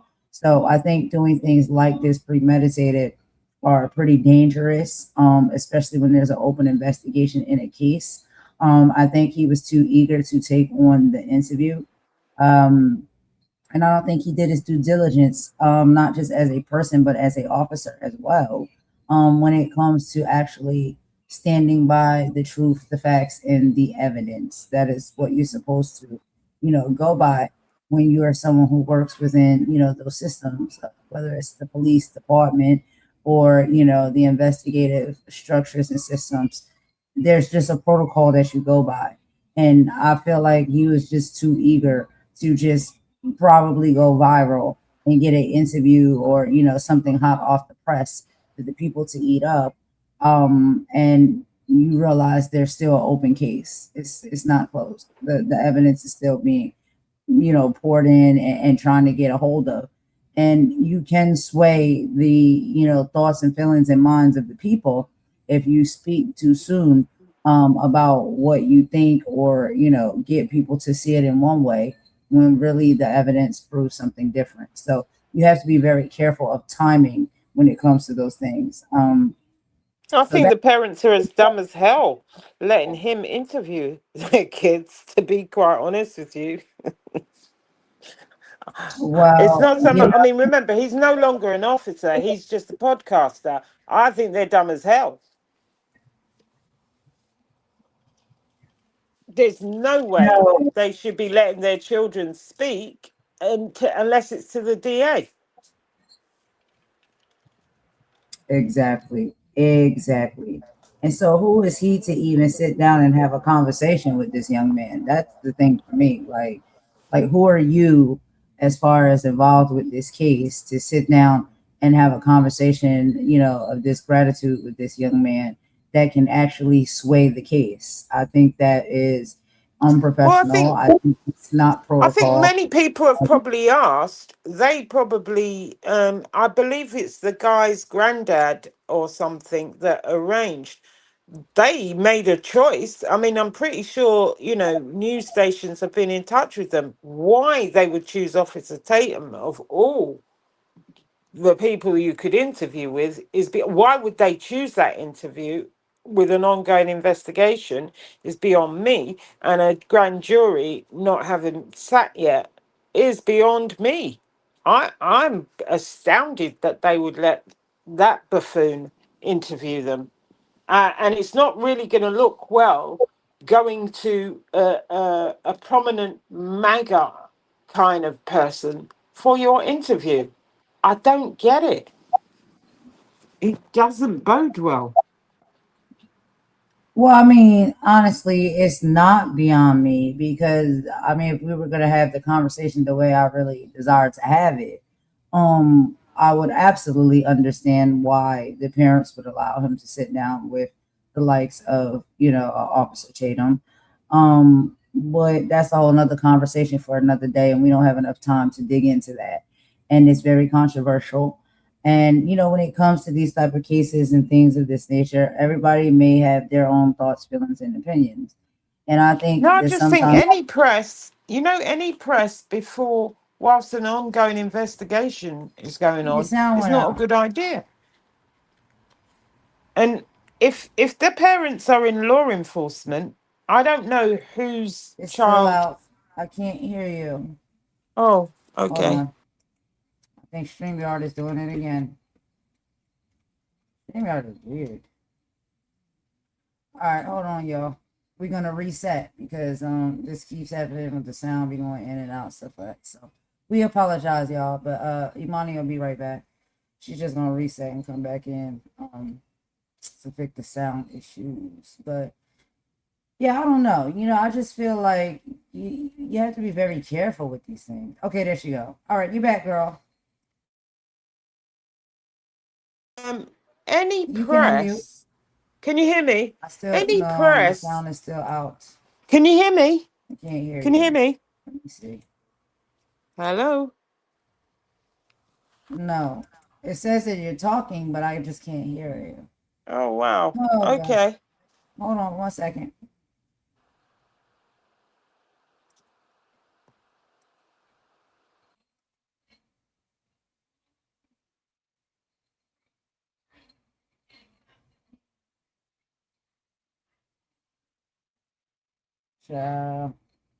Mess. All right, let's reset the settings right here. Hold on, give me a second, y'all. Hopefully y'all can still hear me. I don't know if you can. I don't know if the sound went out on both of us. All right, try it again, Imani. You back up there. Hello? Can hear you now. Yeah, No, sorry, I got still no kicked out. sound. I got kicked out just now. Can't hear you. No, I I can see think that you're any talking and you're press. saying something, but there's no sound. Hold on, give Can me you 1 hear me? second. Can you hear me? Hello? Oh my God. Hello? Can you hear me? Mm.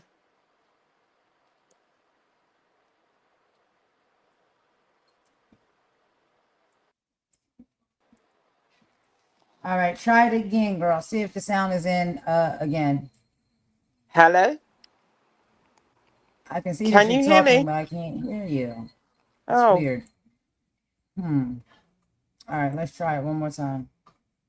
Anyway, we at the end, y'all. We getting ready to end anyway, but we just gonna give our few final thoughts. And I know Imani has some great ones, so I'm trying to get the sound stuff fixed.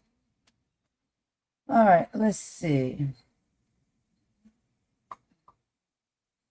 Maybe y'all can hear me, maybe y'all can't. I don't know.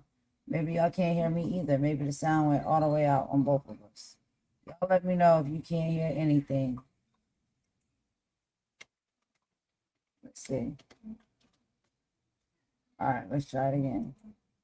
All right, you back up, girl. Hello? Let me see. No, it's Hello? still no sound. That's Okay. crazy. I wonder if All they right. can hear me. I don't know. They might can't hear me either. All right, hold on. Let me just reset real quick. Give me 1 sec. Let me reset, see if that fixes it.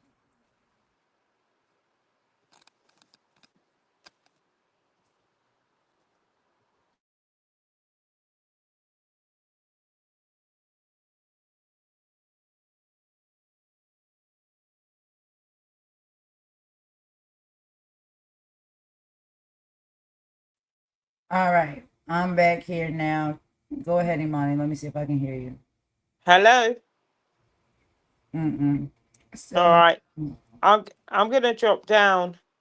Yeah. No. I can't hear you. Okay. Oh boy. StreamYard sucks.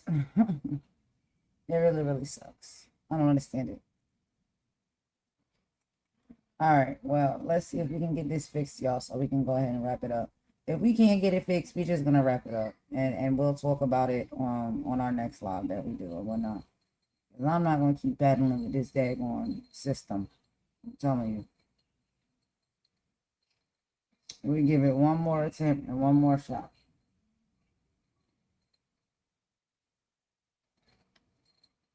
All right, y'all. Give me just a sec. Let's go ahead and play a song real quick, and we're gonna try to get this figured out. We'll be right back.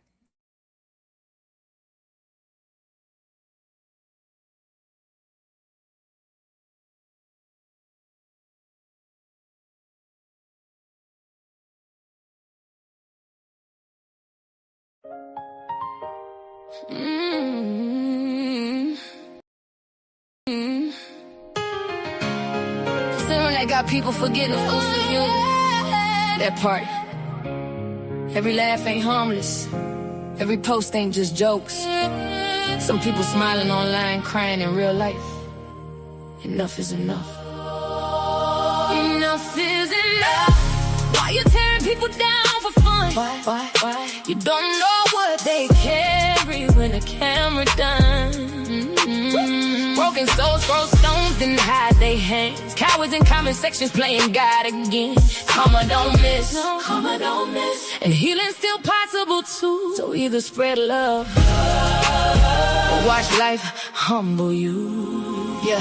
YouTube streets messy, everybody got a target. Creators throwing dirt like hate became a market. Mocking people daily, that spirit look haunted. Tell me who raised y'all, this behavior garbage. Laughing at depression, exposing folks' trauma. Then that shock when tragedy follow behind you. The evil energy, boomerang proper. Come on, pull up silent like a midnight robber. And honestly, do you watch my live? I talk truth, pain, growth, tears, real vibes. Not everybody built for the games online. Some folks want insult from losing their mind. That's facts, no cap. Y'all addicted to humiliation. Every live stream feel like public execution.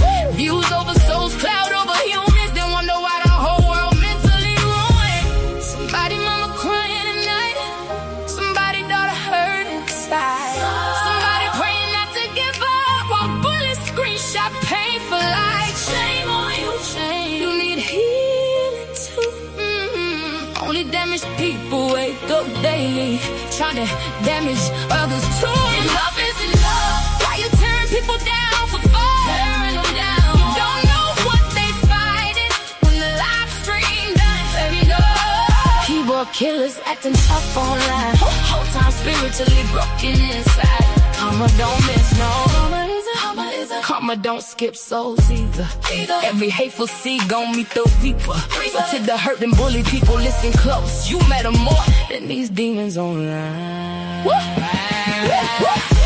These chicks bitter, these dudes weird. Obsessed every day, like why you still here? Refreshing my page while pretending you don't care. Whole personality built off hate and fear. Talk slick online, real life timid. Broken inside, everybody can't feel it. All right, y'all. Let's go ahead and try this again. Can you hear me, Imani? Let me see if I can hear you. Hello. All right, you back, girl. I fixed it. That's crazy.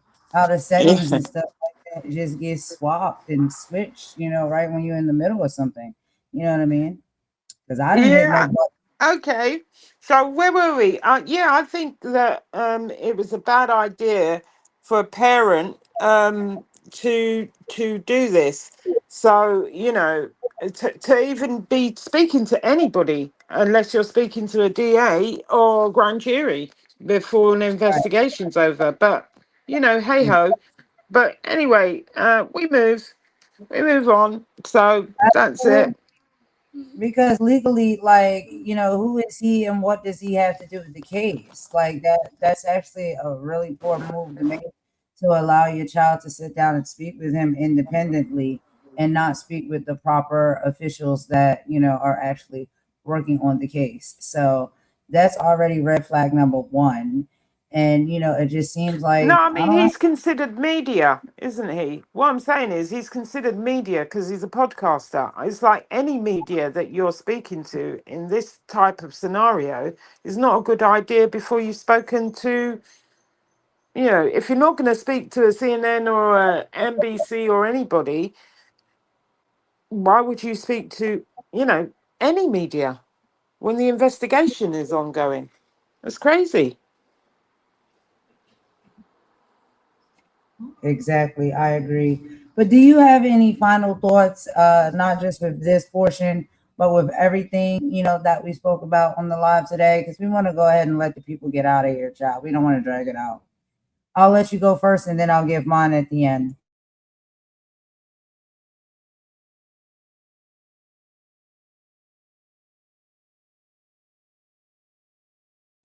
You can unmute unless No, it's okay. yeah, There you go.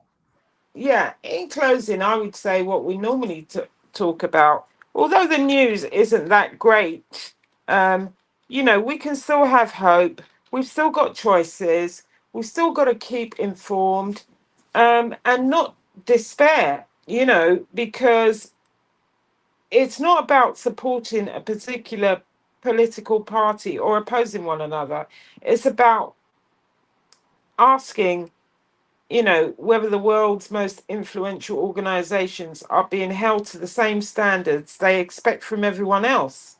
And when questions are raised about governance, conflicts of interest, or political influence, or if they're just doing their job, those questions deserve to be examined carefully and fairly wherever they lead to. It's about accountability. It's about the ongoing responsibility. And, you know, we have the right to ask the difficult questions, um, you know, and also separate verified facts from opinion. Read, read widely, listen critically, and make your own mind up based on, credible evidence. And, disagreement is part of what democracy is, but accountability should never be applied to one political party or another. It shouldn't be partisan. The standards we expect should apply equally to everyone, regardless of their name, position, or political affiliation. And that goes for anything. Right is right and wrong is wrong. Um, Thank you for joining us for another show. Uh, Till next time, stay safe, keep seeking truth, keep treating one another with dignity, respect, and kindness. And remember, informed people build stronger communities, stronger institution, and, just stronger democracies, as well as, just take care of one another and look out for one another and check on that person you haven't heard from for a while or seen for a while. They may just need your help. And I look forward to seeing you again on the next one. Take care. Love you guys and stay blessed. Thank you, Imani. I know it's later there for you, girl. So thank you so much for coming in, rocking with me per usual. What another lovely live. We covered such heavy topics, and thank you so much for your presence here with me. And y'all, I'm gonna give y'all a few close out, messages of my own, right? So as we wrap up today's political video for the week, actually, because starting Friday, which is tomorrow, in the weekend, we're gonna be doing, some different content, some things that's a little more light. But we want to, remember to ground ourselves in why we actually do this content. When we look at everything we covered today, from local systemic failures and economic policies crushing our wallets to judicial nominees, FIFA corruption, and Pentagon cover ups, it can feel overwhelming, but we refuse to let the noise drown out the truth. And we refuse to let our people become forgotten headlines. We spoke, okay, and we speak out against every system that places profit over human dignity. And we speak the names of the youth whose lives were cut short, whose cases were met with delay instead of urgency, and whose families are still crying out for justice. We lift up Daniel Irving, Nolan Wells, and we do not know the name yet, but that precious 16-year-old teenager whose all stories demand full answers, and every young Black teen whose life was taken too soon. We demand full forensic transparency, thorough investigations, and real accountability from law enforcement and our judicial systems. Their lives mattered, their stories mattered, and we will use this platform to amplify their fight until justice is served. Every single topic we touched on today points back to one truth: awareness is our power. When we see through the spin, demand accountability for our schools, our wallets, and our fallen loved ones, We reclaim our strength. Information is community defense, but love, truth, and unity is our foundation. We don't share these heavy truths to leave you feeling helpless. We share them to equip and empower you. We stand as a community bound by love, standing up for one another, holding power accountable, and building the future our children deserve. Never let them dim your light or quiet your voice. So as we close this evening, remember that you are not powerless. Keep standing up, keep speaking up, and above all, keep loving and protecting one another. We leave you today with this continuous hope, unshakable unity, and strength to keep fighting for what is right. Let this music carry that love straight to your spirit. When it comes to not just these 3 young Black teenagers, Daniel Irving, Nolan Wells, and this precious 16-year-old girl, we want to say RIP to them and send prayers up to their family. And y'all, that is literally all I have for this live. I'm going to go ahead and end it with some bops per usual. Thank you all for joining. We really appreciate you. We hope you have a great rest of the evening, morning, afternoon, or night. And we will talk to y'all on the next one. RIP. All right, y'all. Golden and Imani out. Bye.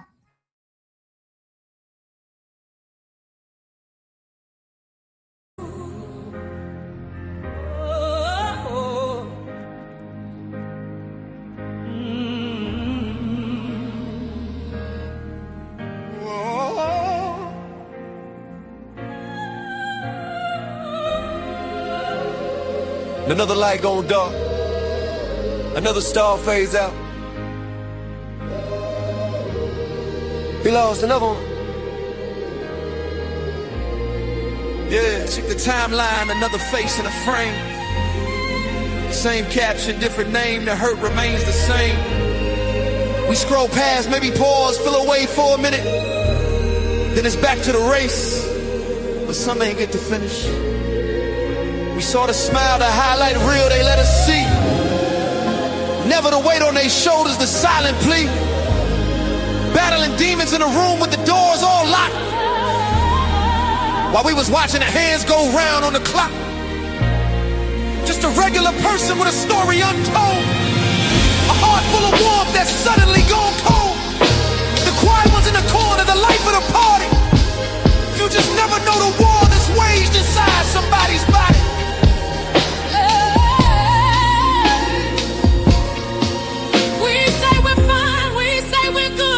We wear a mask so deep,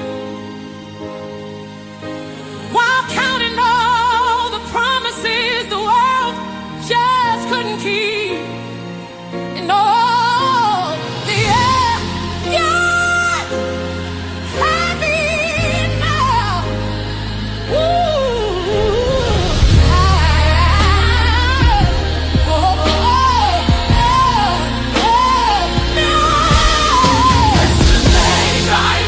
To the falling angels, another beautiful soul gone too soon. Caught between the trials and the pain, though they were reaching for the sun, but got lost in the moon. So let's be kinder with the time we have left, 'cause you never know the weight on someone's chest. A final, quiet gone too soon. It's the ripple that hurts the most, the empty space they leave, the memories that haunt the ones who are left to grieve. A mother's child, a partner's love, a ride or die best friend. A storybook that slams shut right before the end. We judge the cover, never reading what's inside the pages. Assume the strength, ignoring all the war that rages. A simple word, a loving gesture, when you good, that's real. Could be the very anchor that somebody needs to feel. So check on your strong friends, the ones that never seem to break. 'Cause sometimes the widest smiles are the easiest to fake. We say we're fine, we say we're good, we wear a mask so deep. Well,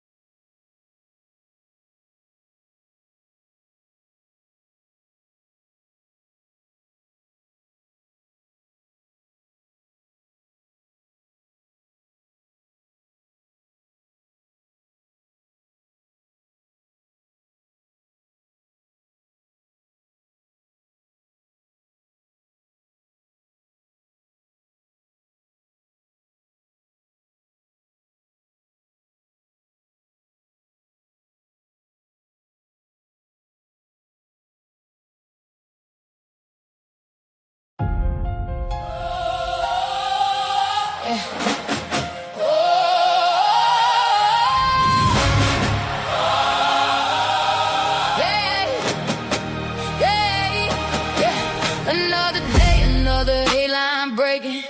Promises made while the world's still shaking. People searching, trying to find the truth.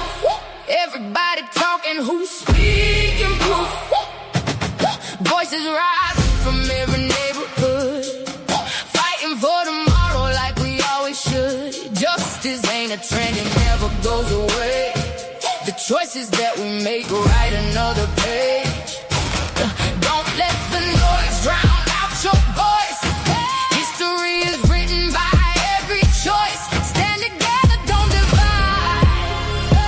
Truth don't need a place to hide. Headlines don't sleep, the people still speak. Raise your voice, stand on your feet. Hope is alive, the future's out to keep. No matter who's in power, the people don't sleep.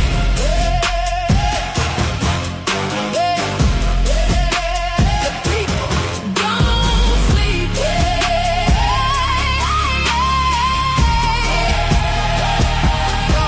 From city lights to the small town streets, every generation has a story to repeat. Different opinions, different points of view, still one tomorrow we're all living through. Ask the questions, read between the lines. Keep your values stronger than the headlines. Respect the facts, let wisdom lead. Real change always starts with deeds. Oh, we're watching, we're learning, we're voting, we're serving. No fear, no silence, no giving up, keep rising. Headlines don't sleep, the people still speak. Hope survives when communities meet. Truth and justice are mountains we climb. One voice becomes a movement. One step becomes a time. Keep your eyes open. Keep your heart strong. Keep asking questions. Keep moving on. Because tomorrow's story starts tonight.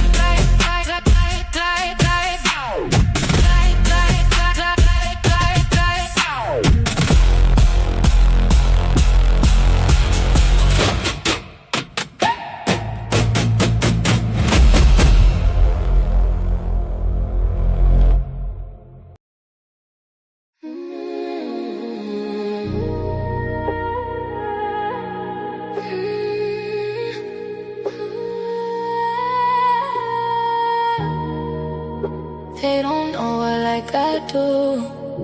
Nah. She moved through the city with her hair held high. Pretty brown skin with a storm inside. Everybody see the glow, they don't know the pressure. Smile so warm, but her heart no weather. Late nights riding while the skyline blur. Trying not to cry when the memories occurred. Had to learn fast, everybody ain't loyal. Some people love you long as they control you. Now she move careful, energy expensive. Too many fake vibes hiding in the friendship. Used to give love with her hands wide open. Now every scar got the whole vibe frozen. They don't know her like I. No, they don't know her like I. She goes by golden. Soft voice, deep soul, hope or glowing. She goes by golden. City lights dancing with her heart stay open. Long dark roads, but she still stay focused. Everybody watching, but they don't really know her. Too much grace with the games they throwing. Real love, rare, so spirits they got it. Beautiful soul, but the pain left marks in it. Mirror tell the truth when the lights go dim. All the things she carry weight heavy within. She survived nights she don't even speak on. Still finding peace while the whole world ain't wrong. Funny how the love disappear when you're healing. Funny how the fate come around when you win. Now she trusts God more than people and can. Just cause smiles hot and being hitting the big. She's still soft-hearted but she way less naive. Can't keep pouring love where there's nothing received. Still dancing slow through the hurt and confusion. Trying not to lose herself chasing illusions.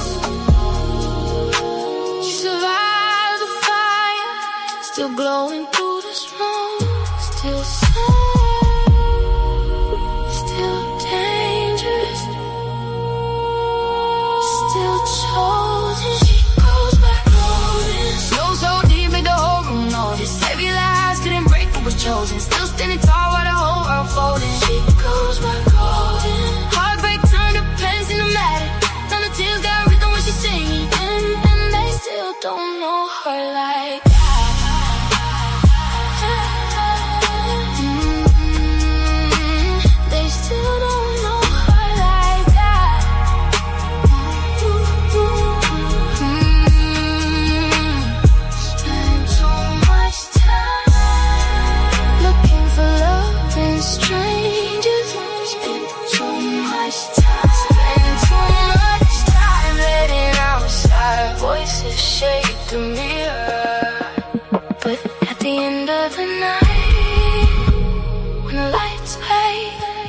When the city cried, when the tears dried, we still got